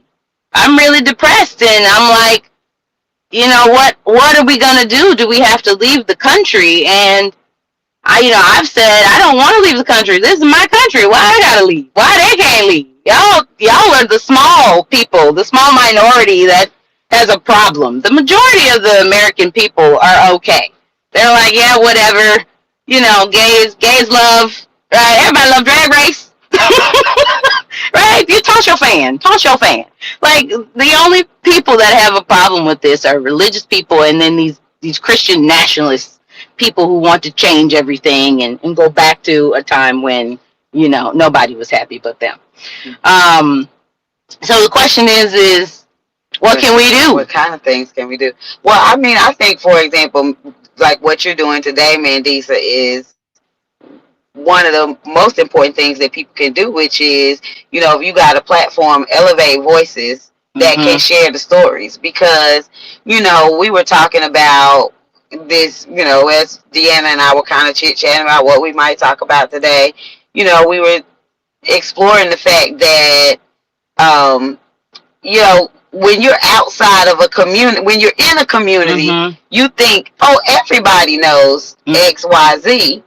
But when you're not in that community, you really, don't know what you don't know. And so for people who are not in the LGBTQ community, all of those stories that Deana just ran down, they may not have heard of any of them, even though these are national news. This is Supreme Court news, that's going on. But because of the way the media covers things, because of the way algorithms work on TikTok and Instagram, you're going to see the stuff that's within the community that you already belong to. So I think one of the first and most important steps is the sort of thing that you're doing today, which is elevating, some gay voices to say, hey, this is what's going on in our community. These are the things that we're worried about. So I think that having that kind of conversation, first and foremost, is important, because that's the education piece, and you can't change anything if you aren't educated about it, So what we're saying is that the people who are watching this should be sharing this information with their family and friends, even if they're not gay. This is a community that needs love and attention. This is a community that needs civil rights, that needs human rights. I was talking to, I substitute teach sometimes, and I was talking to a young white student. He was 15, and I was at a high school, and I was telling him all the things that Obama did for the gay community and elevating them, having more civil rights. I said maybe he wasn't perfect, but those things he did for the community, for me, has helped me greatly. And he said, And I was very sad about this. And he said, well, I don't want to be homophobic or anything, but I don't care. I'm not gay. And I said, and that's the problem. You should care. It doesn't matter if you're gay because you like me, right? Because he was like, you're cool. And I said, you like me, right? Don't you want me to be happy? Don't you want me to have civil rights just like you? Don't you want me to be seen like you? And he was like, yeah. And I said, so you gotta be a humanist. You gotta love everybody. And he was like, okay. I got in his face. So he was like, okay, you're doing too much. But my point still stands is that what she was saying, when you're outside of the community, you don't really think about it.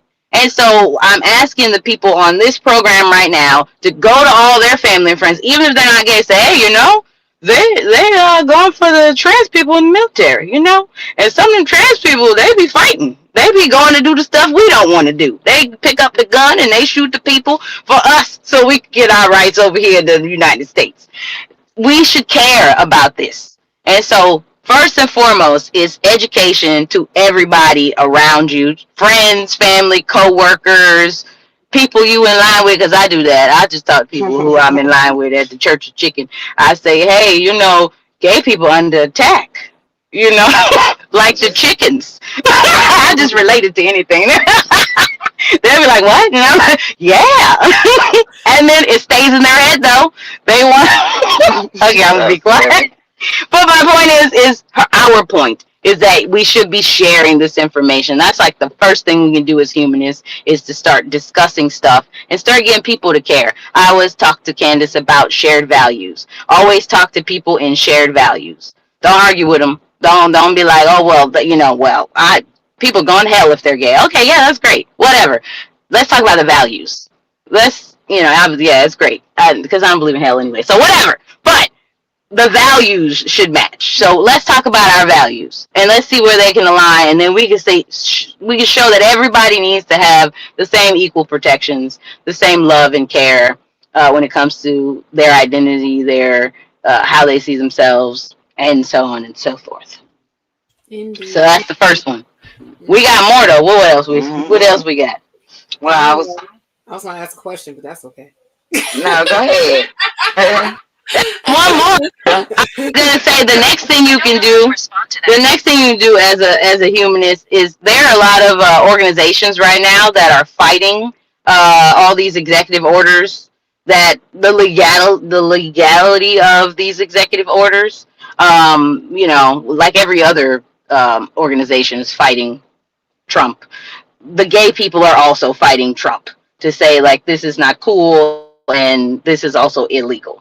So we could be giving money to those organizations or giving money to us and we connect to those organizations, but that's another way to try to get the rights seen, get the rights back. Because they're taking them so back.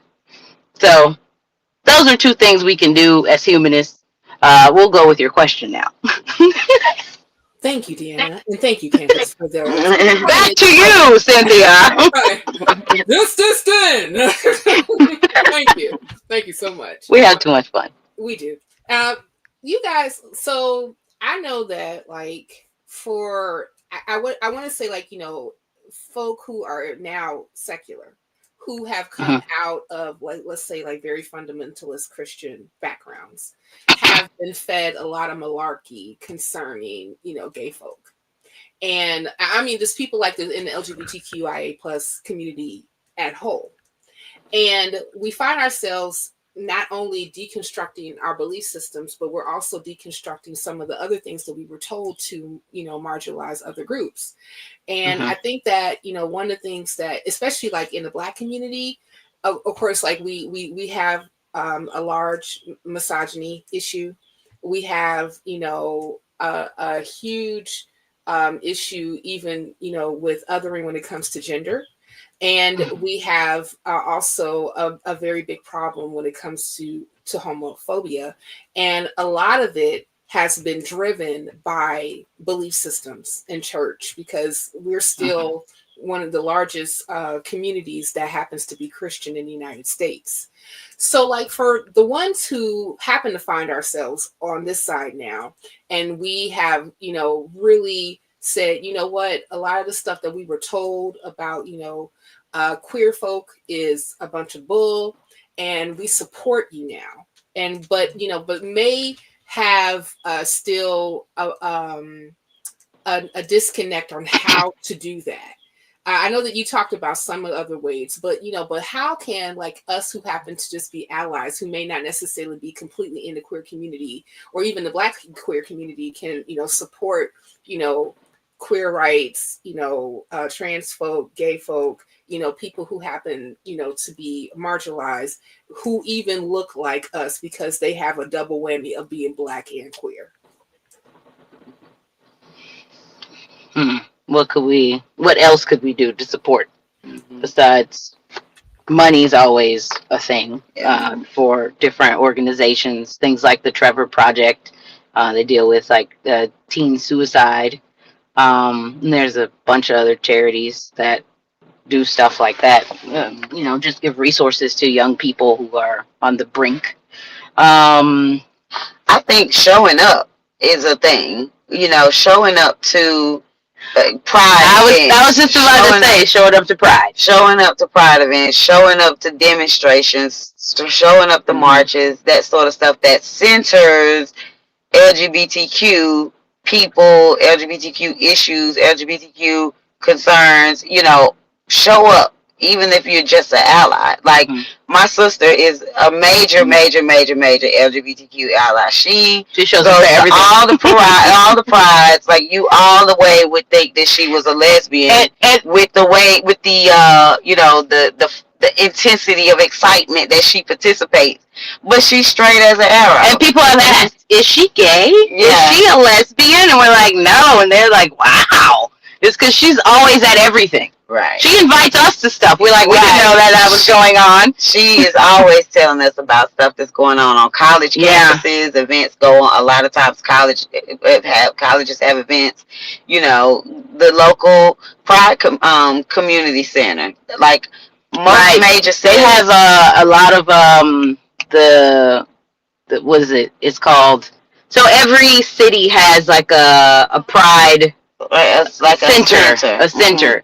And they sometimes put on events at the center. I know that they do like spoken word. They do like they will have clothing swaps. I know that they do a lot of that, you know, kind of thing. They have like just safe space sort of idea. Yeah. Like just open office people, young people, anybody They can just kind of walk in and just hang out if they need just a place to just chill that's safe. Yeah, they do testing. So people could like volunteer at things like that. It's like be there, be the face at the door. You know, I was even gonna volunteer one time at the face, you know. That a lot of these places have libraries. And so just being there to open up the library, because maybe they don't have enough staff, because they can't really pay a lot of these people. So you end up volunteering, but being around to be able to do that sort of helps a lot, actually. Yeah. So that's a good way, actually. Yeah, I mean, when you think about, like, that's why organizations like PFLAG it's important, you know. I don't know all the letters, but parents and families, right? Lesbians and gays. Lesbians and gays, yeah. And so, you know, organizations like that all we are allies. That's all we do. We're just here to show up and to show our face and to show you that it makes a difference. That we love you. You know, I don't know if you've ever been to like a pride event and you see those people have those T-shirts on that say like you know, a mom who loves, you know, it'll say something like giving out free mom hugs or something like that, like giving out free hugs. I always think those are so cute because when you think about how many, like, especially like young, you know, middle schoolers, high schoolers, even college age student young people who don't have that family support, you know, go to a pride event and hear some random woman with a T-shirt that says, I'm giving out mom hugs.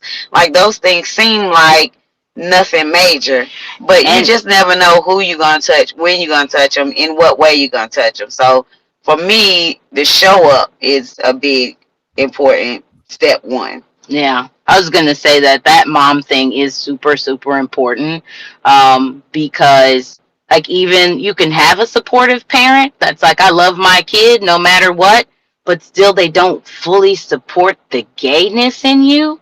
But that's like a huge part of your identity. Like, to be honest with you, I like feel more gay than more atheist, because you could see my gay.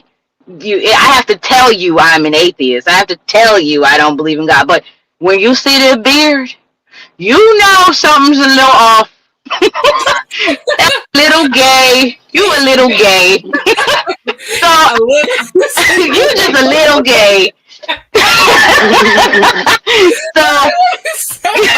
Wow. Okay. So, you know, like, speaking for my life, you know, my mom is very loving and she's wonderful, but the little bit of gay that I got, it's a little offsetting. So I love when it's like someone sees me as a parent figure.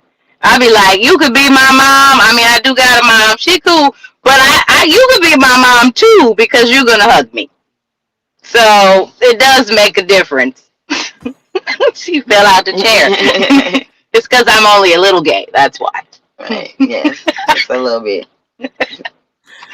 That is hilarious. So we only have a couple of minutes. So I was gonna ask a question about whether y'all think sometimes some of these pride celebrations have become too commercialized, because I know that has been a complaint from some gay and queer people, that it's become more about, you know, like the monetization and the commercialization of it, rather than in the companies that support it are doing it because it's a thing to do, rather than them actually caring about the issues of LGBTQ folks.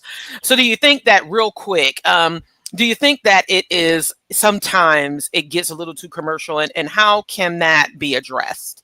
And before you answer, I just to piggyback on that, because like here in Chicago, and I noticed that other major cities do have, you know, their own like gay pride, and then they have Black gay pride, because they feel like, you know, when it comes to the melanated people, that they don't get a lot of representation. So, you know, if you can, you know, talk about that a little bit too. Yeah, I do think that pride is very white centered. I know we're not necessarily talking about, we said mainstream, but it is very white centered. But there are more white people in the world, and in the country. I'm sorry, in the country. My bad. Let me correct.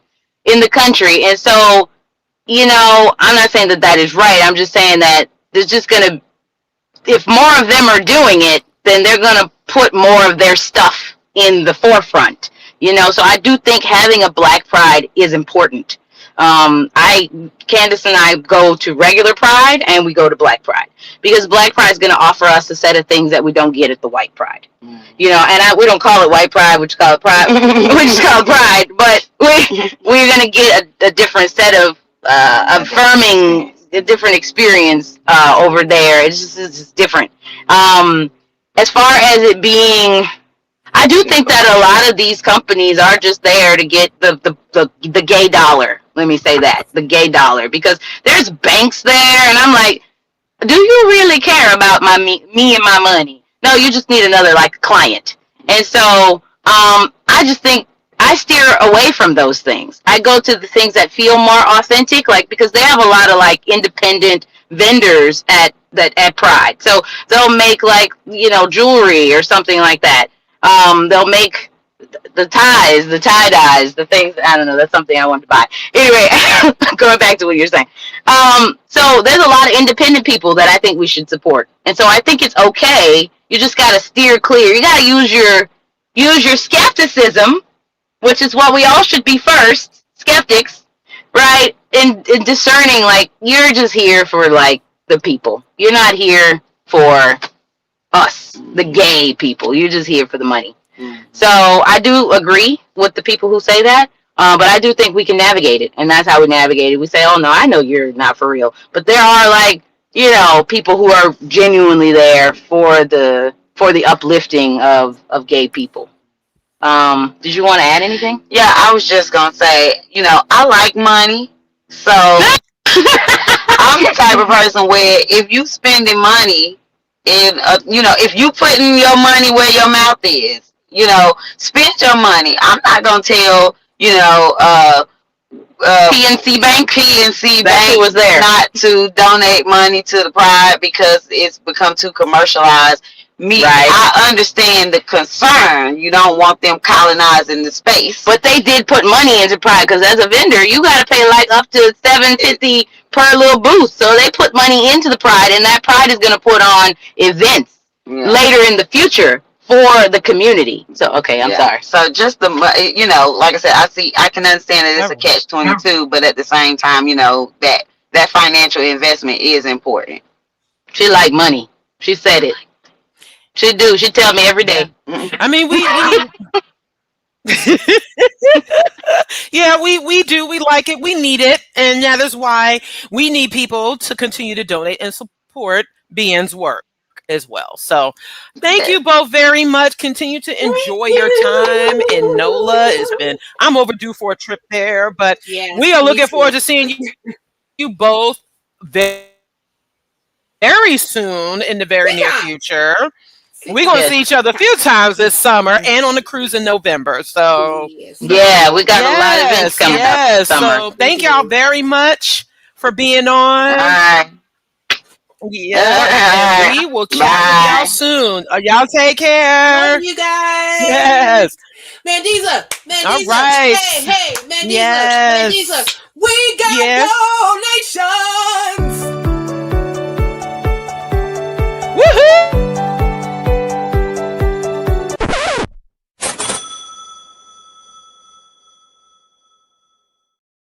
All right, let's go ahead and put up those super chats that we got. Fair in, if we can, please, Miss Crew. All right, Otto, thank you for the $5. You can donate because so you did. Yes, I can donate, so I did. And Bluesky Bakari again gave her $4.99. Being is the bomb, Bakari. Thank you so much. Love it. Go ahead and read the Queen. I think we kind of froze there a little bit. So we're going to bring on our final guest for the live stream here today. But I think you were going to read. Were you reading the super chat, Cynthia? Real quick. Go ahead and put up the last one. That was from Detroit Atheist Queen Kelly. Put up another $5. Once again, yes. Deana always puts a smile on my face. Yes, Deana puts a smile on all of our faces. Let me tell you something. Anytime that you are in the room with Deana, sorry, I was like, call her Diana. I don't know why. Maybe because I really love Wonder Woman, but I digress.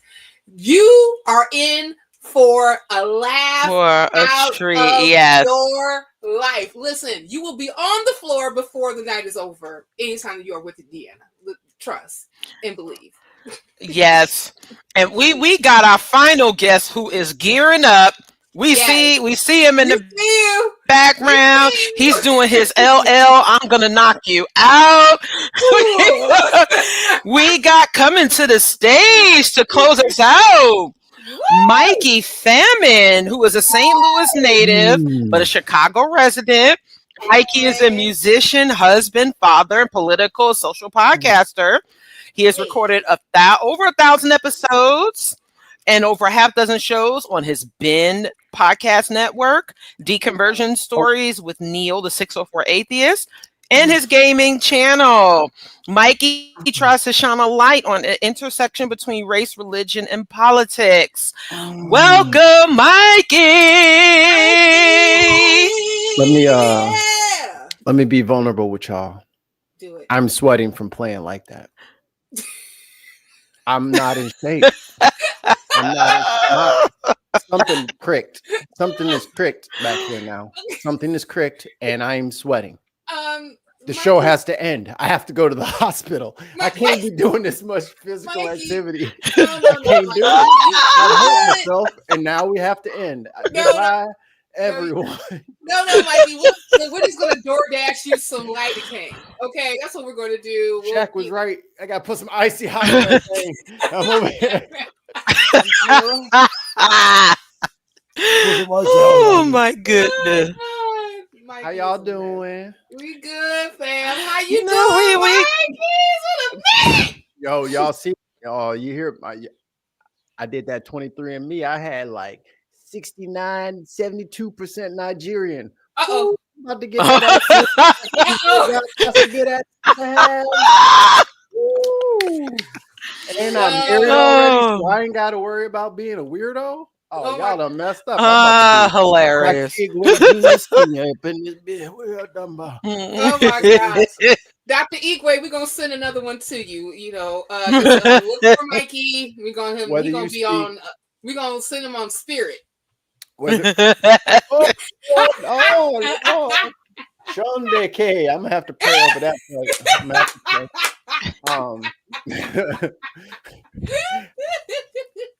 Black pilot, insert that joke here.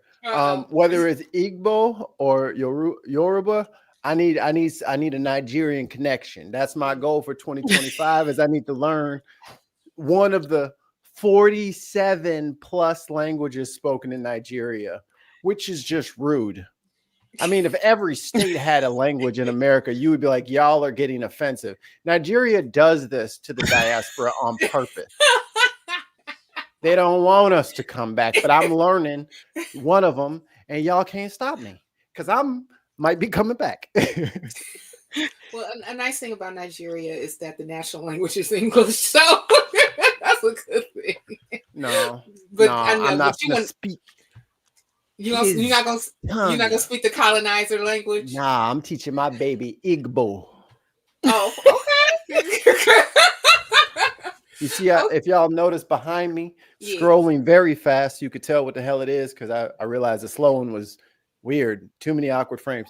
That is Warrior Falls in Wakanda, which is actually Chicago. But I heard, Mandisa, word on the street is Atlanta is Wakanda for real. Y'all been hiding stuff?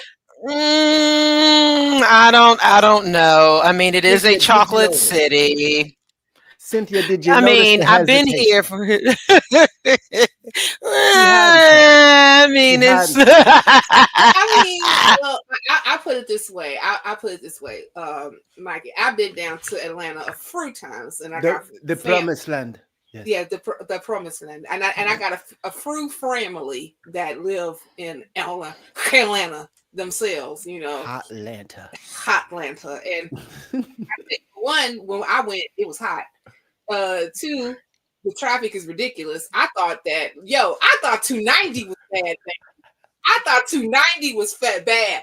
I am mistaken because 70 got us all effed up. It was a bunch of tinted out Chargers. Yeah, the traffic has gotten consistently progressively worse down here. Y'all doing well out there. Y'all got too many motor vehicles. Y'all driving too much. And listen, you right. There's an overly amount of representation of Chargers in the Atlanta area. I have no. Mopar runs deep in Atlanta. Man, y'all love or some Challengers. So you know it's true. That's what she ain't decried. She hasn't denied. She hasn't said, "Well, hold on a second, Mikey." She has just been sitting there like, you don't have to put all of our business out there. That's all y'all do. All y'all do is eat good. All y'all do is eat good food, fight, and have Mopar. That's it. That is Atlanta.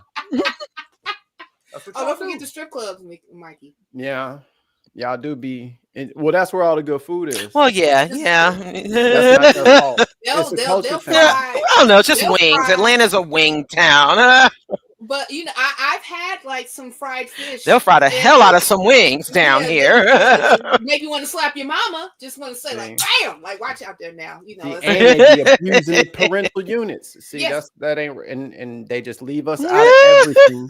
They say Chicago is trash because it's cold. Look, we already knew that, but I just trash our pizza. That's all. I just trash our pizza. That's being from New York originally. I just trash our pizza. I'm just saying. Hold time, Mikey. Oh boy, you know what? He trash our pizza, but sitting out one but two of her children here to get educated. I'm just saying. You know what? No. First of all, only one of my children is there getting educated. The other one is working there, living her best life. So let me. No, she got educated in Rhode Island in the Northeast. But then ended up more education about Chi-Town. I'm just saying. Tell me if I'm wrong, Cynthia. Yeah. Does New York style pizza taste like they baked it while it was in the box already? Yes, they did. That's what I'm saying. They just Yes, already made it in. That's why the bottom. No. Oh, see, in the box. No, it doesn't. That's because no. Yeah. You know what? Y'all have never seen an authentic New York style pizza, and y'all are mad. Y'all are hating right now. Not true. It is. Listen. That is not true. Listen. That is a fallacy. I went. I call fallacy. I'm getting up into the camera right now. No. I told you, Mandisa, and like Mikey, listen. I went over there. Mikey, listen. I told Mandisa because I got family in New York, in Brooklyn, okay? And they took Is that in New York? Yes. Fact check verifies. Yes. Borough in New York. That is. You know what? Thank you, Ethan. Thank you. You know what? No. I told you, they took me supposedly to. No, y'all not. We gotta bring Nikki G back. We gotta bring Nikki G back so we can even this up.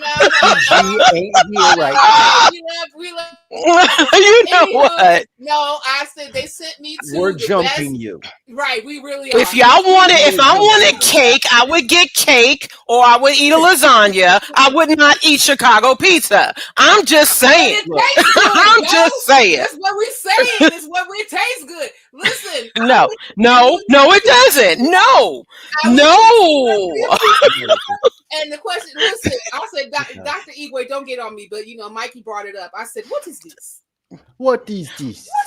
I was thinking like I was ready. What is this in front of me? I do not understand. What is this? This is not good. Mandisa, you're getting jumped. Yes. Embrace it. We're jumping you because Nikki G. That's okay. You know what? That is all right. Typing for backup. You ain't getting no backup. You're getting jumped. It's a Chicago tradition also. That's okay. You know what? Let's go. Let's go. Calling for backup, Cynthia. We gotta have a plan here. Calling for backup. We do. Hold on, because Mikey don't work out. You know what? Yes, I do. Mikey, you said you sweating. That's all that dough in that Chicago pizza. That's what it is. That's what it is. I got sauce coming out my pores. You gonna leave me out here on my own, fam? What's up? No, y'all got too much dough in there. Y'all pizza the whole size of a borough. Y'all can't even have a reasonable sized pizza. Y'all got a 732-inch pizza. No, you know what? That's what makes it good. That's how you taste. That's how you taste the ingredients. That's how you taste it. In that 732-inch pizza, okay. How many bites? You know what? Of a New York pizza, about 300, 400. No. That's why. You know what? Even if it was, that's okay because we are feeding all of the people. What? New York pizza is not actually made of box. You know what? We were supposed to be talking about pizza is political now. Pizza is political. That's it. I'm calling it. No. That's a super chat. You can't. It's a super chat. It is a super chat. That's a super chat. That's fact. Even though I'm showing that too, and this is our affiliate. So there you go. I'm sorry, we had to throw that too. Thanks. You know what? The facts are out there. They really are. Empirical. It's empirical. No. Nah. I'm not accepting that. I refuse. I refuse. I'm sorry you had to find out. No. Yeah. Y'all are dead wrong for that. No.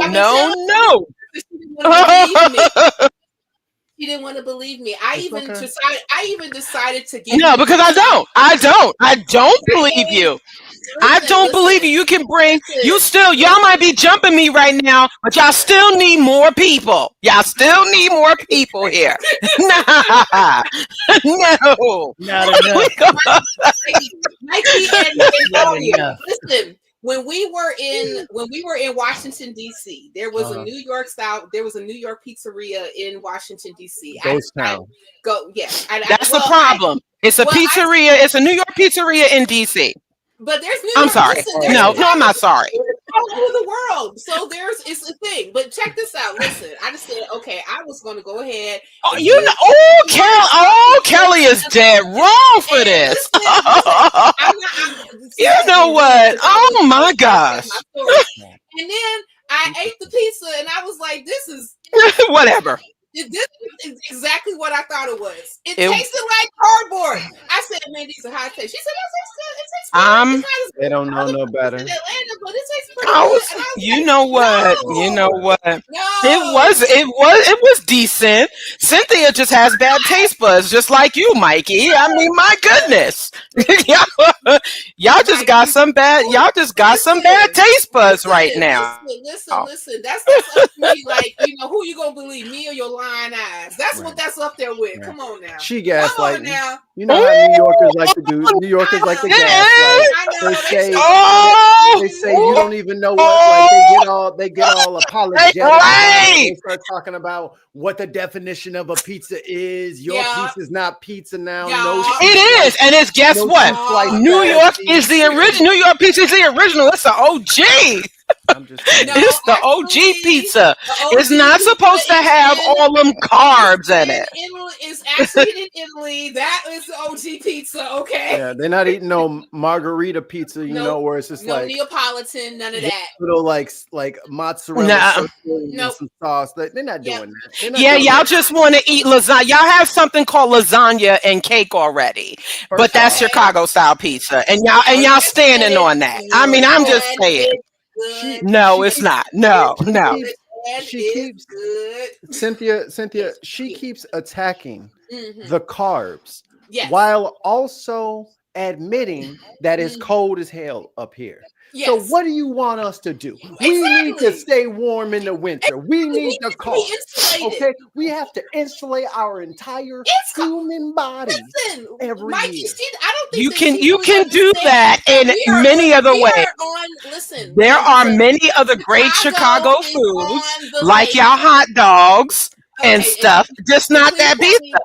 Do you not? And please tell me you do not put ketchup on hot dogs. Actually, I do mustard, ketchup, and relish. I can do all of those condiments. Oh Lord! Don't y'all have Chicago style hot dogs with ketchup? No, that is sacrilege. No. I mean, no ketchup on hot dogs. Now, okay, I can see no mustard on a burger. I can see no mustard on a burger, but ketchup on a hot dog is not that terrible. It's not my go-to, but I can eat ketchup on a hot dog. No ketchup, absolutely not. You do not. What are you talking about? You do what not are you talking about? You do not put Listen, I got the Maury clap going on. You do not put ketchup on a hot dog. No, you can't. Never, ever in your life. That's a long Maury clap. Damn. Yeah, that's a little extra, Cynthia. My goodness. I'm just, I mean, again, like, forgive them for they know not what they do. I'm saying. Like, it's just, and I'm from St. Louis. You know I had to learn that I was wrong about some things. Some things Chicago is right about. And you know what? I can put ketchup on a chili dog and it's delicious. It is fantastic. You know, y'all don't know what I can put ketchup on a chili dog and be all right.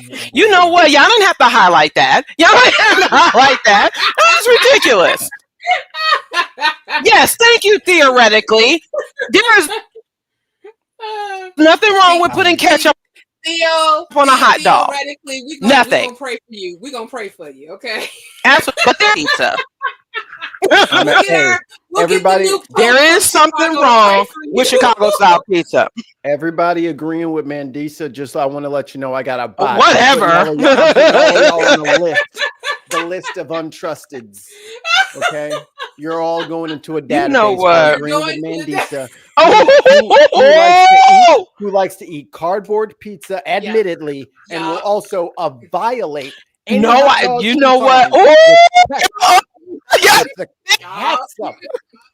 Y'all, I'm co-signing. Y'all. This is what we all heard it. We all heard it. Listen. And now we have to deal with it. Now we got to deal with it. We got to deal with it now. But listen, at least I would say that deal with it. Deal with it. New York style pizza is the best. Hold on. I will just say that, you know, at least then Mandisa is on the right side of history when it comes to secularism and humanism and holding space for Black folk that's coming out of religion. However, when it comes to some of your food choices, I must question you. You know what? You ain't. You know, I'm questioning you. I'm questioning y'all too. I'm sitting up there looking at y'all with the stank face, with the stank eye. I'm giving it to y'all right now. Like, what the heck? I'm so mad that this segment has been cut. Is about like pizza war and ketchup on hot dogs. It ain't got nothing to do with politics. We're tackling the real issues that divide us. These are the things that actually divide us. This is like when Mandisa said you. Oh, people, what? Like, I was like, wow. That's right. You people, as in you Chicago people, yes, you people with y'all Chicago style pizza, and you need like probably 2 gallons of water in order to finish it because it's just so much dough. We have beer for that. Yeah, we are here. But that's okay because guess what? You're gonna get your water count up. That's what I'm just saying. You're gonna get your 8 glasses plus. I'm just saying, like after you have one. No. All that dough is just gonna eat it. It's just gonna suck it all up. Hey, I'm saying though, he told us to stop fighting. He said stop fighting.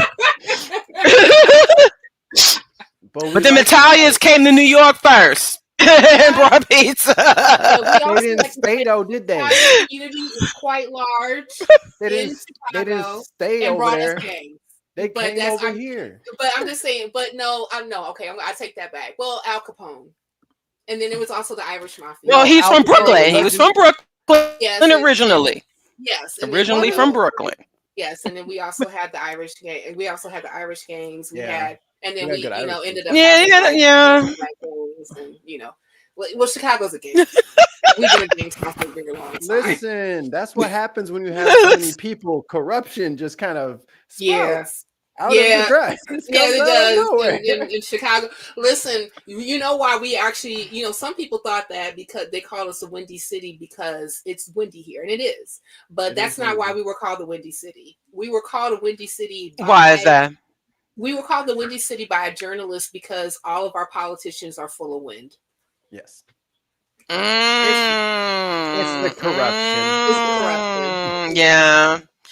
And now we're seeing it on a national scale, which is just it's mind-boggling. It's very disappointing. You know, I mean, my goodness. It's just there's so much now that, you know, we just have to be aware of more now more than ever, because we're seeing the blatant naked corruption. I mean, it's just all out there. Yeah. Hey, Mandisa, I'm gonna just give you this whole ass plane, okay? Come on. I'm gonna give you a whole ass plane. It's not a gift.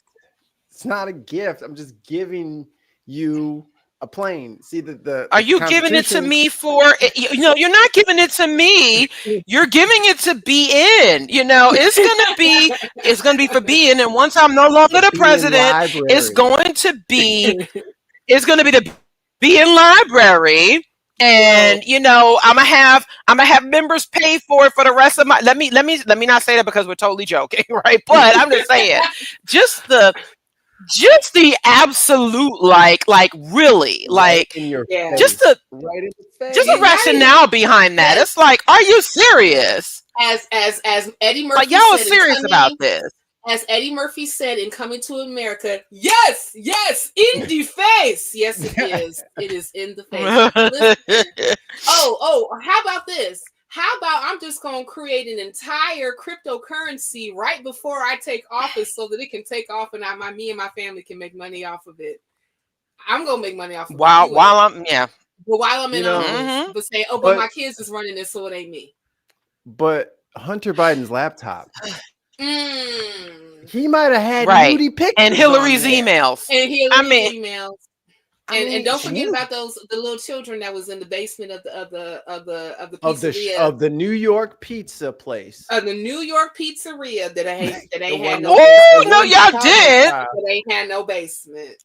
You know what? A Chicago establishment would never. Well, that is not a reflection on the pizza. I'm just saying. I don't know about that. Y'all, you just said y'all are blatantly corrupt. So yeah. I mean, I'm just Why you gotta saying. bring up I wouldn't put it Rockford, man? past y'all. yeah, I mean, That's why you gotta bring up Rockford. Leave that out of this. right. Rockford, yeah. That's They don't know about that. again for the donation, but leave Rockford out of this. They ain't gotta know about that. A whole different town. They on their own. Whose side you on? That's Wisconsin's problem. Right. Even though they are in Illinois. But they closer to Are they really? Can we just like gerrymander them out and just like grab Milwaukee? That would be Thank you, Ryan. Thank you. Just grab Milwaukee. Hey, That is hilarious. Dan and Annie Laurie in Madison for us as well with the FFRF, because y'all closer to them than you are to us. That's all I'm saying.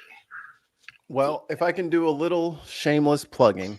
Please. Throughout all of these chaotic times, if only there was a show that was breaking down all of this stuff on a bi-weekly basis as it pertains to Black people, LGBTQ, nerds, and general non-believers. That's my show. That's the Bin Podcast. You can check out the headliners. It's on Tuesdays and Thursdays at 11 a.m.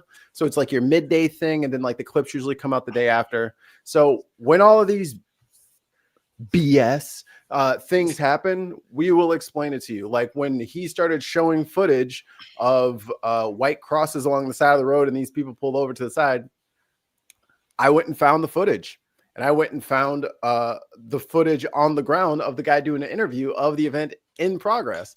Did you know that was from 4 years ago? Did you know that was a memorial for a single white couple, but then people made a memorial for everybody who had been lost from the farmers being killed out there? Because in South Africa, there's a lot of crime because the money is not evenly distributed, which means there's a lot of desperate people. So to appease that, you have to get some of this land away from these rich apartheid old Dutch Afrikaners. That's not theirs. They are keeping things. They're keeping the profits from the apartheid 30 years, 40 years after it's over. So them trying to restructure that is what they're claiming is their genocide. Yeah. And the clips that was shown on there was a memorial for 2 people. And all of the rest of that was for all of the people, mostly Black, because it's South Africa, not Jersey. You know what I mean? Like the majority of the people in South Africa are Black. So it was mostly Black people that died. So that's where most of those crosses were from. So that's what we do. So you see something crazy, it's going viral, you don't really understand what's going on, come hang out with me and Tim, and we will break it down for you. We got great guests. Mandisa came on last month before, and it was a good time. So y'all would love it. But yes. We will share your links in the chat, Mikey. Yes. I have to say that, their analysis, their political analysis, because I got a chance to catch the Ben podcast, a few times here and there between, raising a 3-year-old. And actually their analysis is really spot on, guys. So you guys really need to check out. Tim's a political scientist. So. Yes. Yeah, it definitely helps. And Mikey, I love also too, like how you even bring like, some issues to the forefront and even talk about certain bills that are, being debated on the Hill that affect all of us, that a lot of us may not necessarily know about. I mean, like, I think that it's just as of late that we've had like, like representatives going viral because they are talking about, a lot of things that bring truth to power. Shout out to Jasmine Crockett and also to AOC and to Representative Jamie Raskin. We got a chance to meet him in Washington D.C. Yes.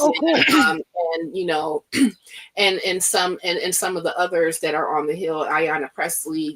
We appreciate a lot of them, but there's still like a lot of debates that happen in different committees that don't necessarily go viral, that don't necessarily are seen by other people. So we go get those. And that's appreciated. That's appreciated very, very much. So I one of the things that I definitely say about like all of us, especially like who happen to be secular and and also us, is we need to be politically savvy and politically aware. Agreed. I'll say again real quick, if you don't care about politics, no one cares. You do care about politics starting right now. You don't have an option. You don't have a choice. You have to care. So the first thing you need to do is find out what district you're in, right? And then you need to find out who your representatives are. You should have state reps and you should have your federal reps, the people who go to DC. Right. You need to find all of their social media and you need to follow it. And you need to be watching everything that they do. And then when something happens in the news, you can, okay, what did my rep say about it? Nothing. Why didn't you say anything about this? Right. When are you going to say something about this? Start there, because you don't need to be. I mean, some people aren't really built for like showing up different places and all that stuff. Pressure is what we need. Pressure. They need to know that the citizens are at home rooting for them to do the right thing. Because if they feel like all this is hopeless and they feel like nobody cares, they're just going to pack their bags, go off to Sweden and call it a day. And y'all can figure it out. You know what I'm saying? They need to know that you are watching their every move and you're waiting for them to step up in your stead as representatives to do the right thing. Without that pressure, we see what's already happened. Like the fact that all of these Trump appointees for his cabinet got through the Senate because they wanted to play 16-dimensional chess is clearly a bad idea. And it clearly has turned out poorly for all of us. That's why everyone's calling for Chuck Schumer to be replaced. But that doesn't happen unless people are being told that these votes are happening and these people are voting with MAGA to push certain things forward, or I agree with him on this thing and that thing. Look, we're not really in the business, us progressives over here, we're not really in the business of ceding any ground. And that would be the second thing I would say. Number one, figure out who your people are. Number two, do not cede any ground. You have to trust that people will come rescue you, but you may not retreat. If you're in any kind of position where you're going to be forward facing, now is not the time to run away. Now is not the time to be quiet. Now is not the time to be scared. If you have to have that conversation with your spouse about whether or not you're going to keep doing your show because you're worried about things, have the conversation, because today is the day. You're officially on notice. You need to pick a side, because if we don't start picking sides on certain things, we're gonna middle of the road ourselves into dictatorship, if not apartheid, because that's what they really want. You can see they already brought in the Afrikaner farmers after they, Trump took away all the money that he was going to, that Biden had appointed for all these farmers for, like, if they put up solar panels, if they just improve their farm, the government was going to refund them that money. Trump cut off the money after they got the work done. Yeah. So there's that part of it. So they're under that financial strain. Now they got the financial strain of these tariffs and whether or not people are going to be able to find a market to sell their soybeans by the time it's time to harvest, or their corn, or whatever it is. So now that crop may or may not get sold. So when those people lose that farm, who do you think is going to replace them? They are going to just transport them. And if only there was a way to make those people citizens for a paltry sum of money. If only there was a $5 million get out of jail free card I could give. And if only I had a billionaire who could just pay for that for all those people.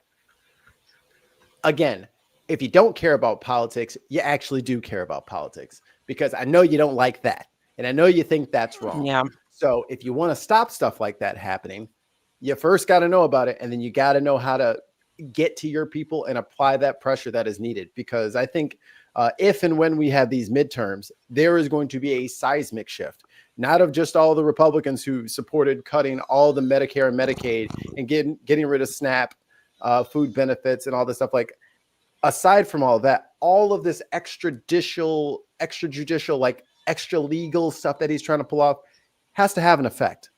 Yeah. So all of those MAGA people, they're probably gone. And all of the Democrats who sat there and watched and did nothing are probably also gone. So if you do want to run for politics, now is the time. The people are demanding, they are looking and screaming for someone to stand up and do the right thing. Apparently your past doesn't matter. So if you had any reservations about them digging up skeletons and all that other stuff, I don't think none of y'all lied and got 34 felonies for sleeping with a porn star. So, I mean, unless you got that was that one time in Vegas. No, I'm just kidding. Vegas is the statute of limitations in Vegas is categorically 24 hours. Oh. Like they have to catch you in the act or else it doesn't count. Indeed. Yeah. Well, Mikey, we really thank you for those words of admonishment. I totally agree with you. And listen, guys, make sure that you all check out the Ben podcast on YouTube and on the socials, Tuesdays and Thursdays at 11 a.m. Central Daylight, and then November Central Standard Time in your area near you. And thank you so much, Mikey, for coming on and supporting y'all. And I'm waiting for my invite to come on the Ben. I'm just saying. Yeah, it's hard raising a 3-year-old, and I catch your show every once. It's the middle of the day. You gonna come on in the middle of the day? Yeah. All right, come on in. All right, well, hit me up. I'm gonna do it right now. Okay. Tell me what to do. All right, y'all. Thank you. Y'all in Chicago, meet up over that crazy pizza. But anywho, bye, Mikey. Yes. Mandisa, oh my gosh. Donations. Yes. More.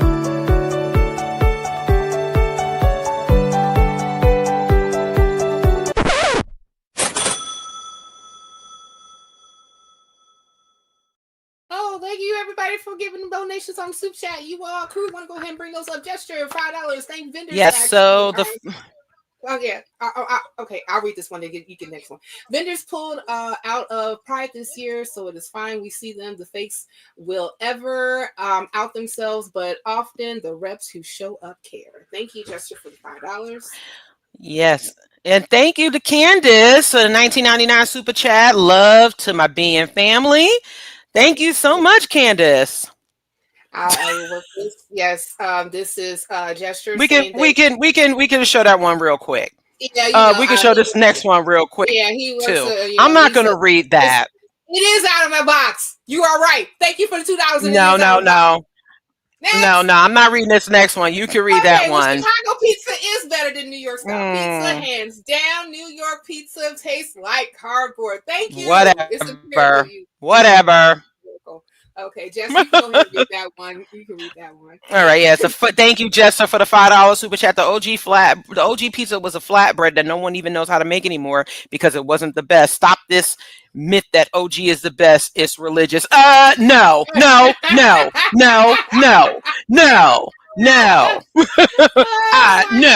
That is the OG that I will stand by, sir. Oh my goodness. Just another $5. Yo, while Chicago is talking about it's bad to export your criminals, Rockford says hello. Listen, I've been to Rockford.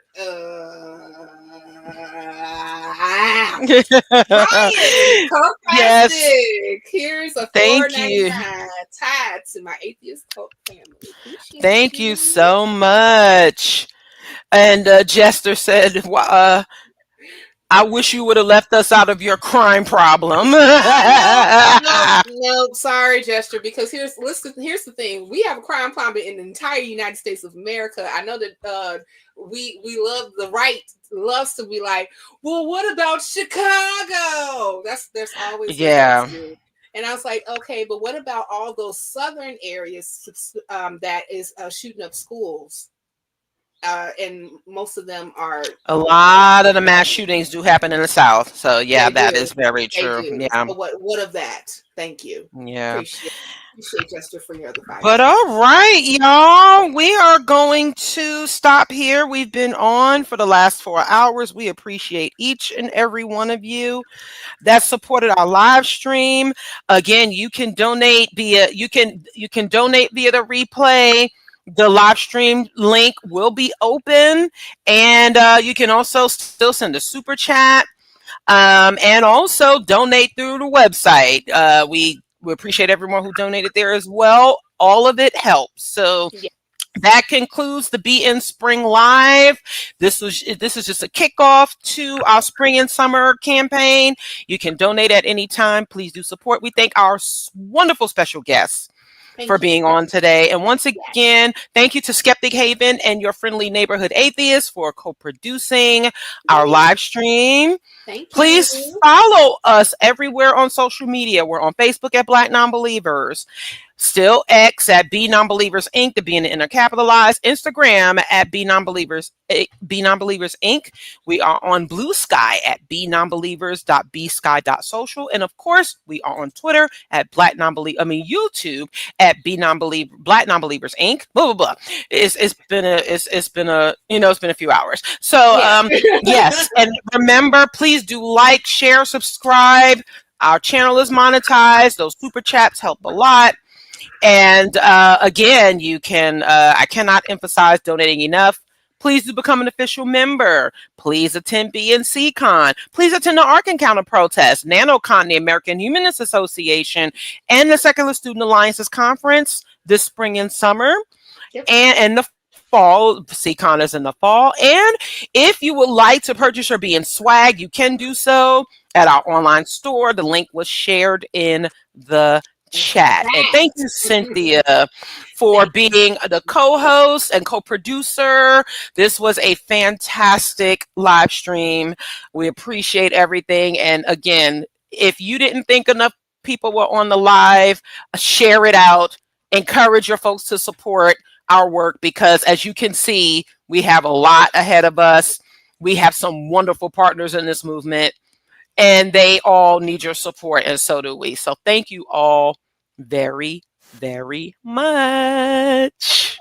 TC every first and third Saturday at 1 p.m. Eastern, 12 p.m. Central Time, where we always are highlighting people that's in the Black Nonbeliever community and also allies. So we appreciate you all to get us there as well. Yes, absolutely. Enjoy the rest of your weekend. It's a holiday weekend, and we hope that again, spread the word, support our work. Yeah, have a good day. Bye-bye.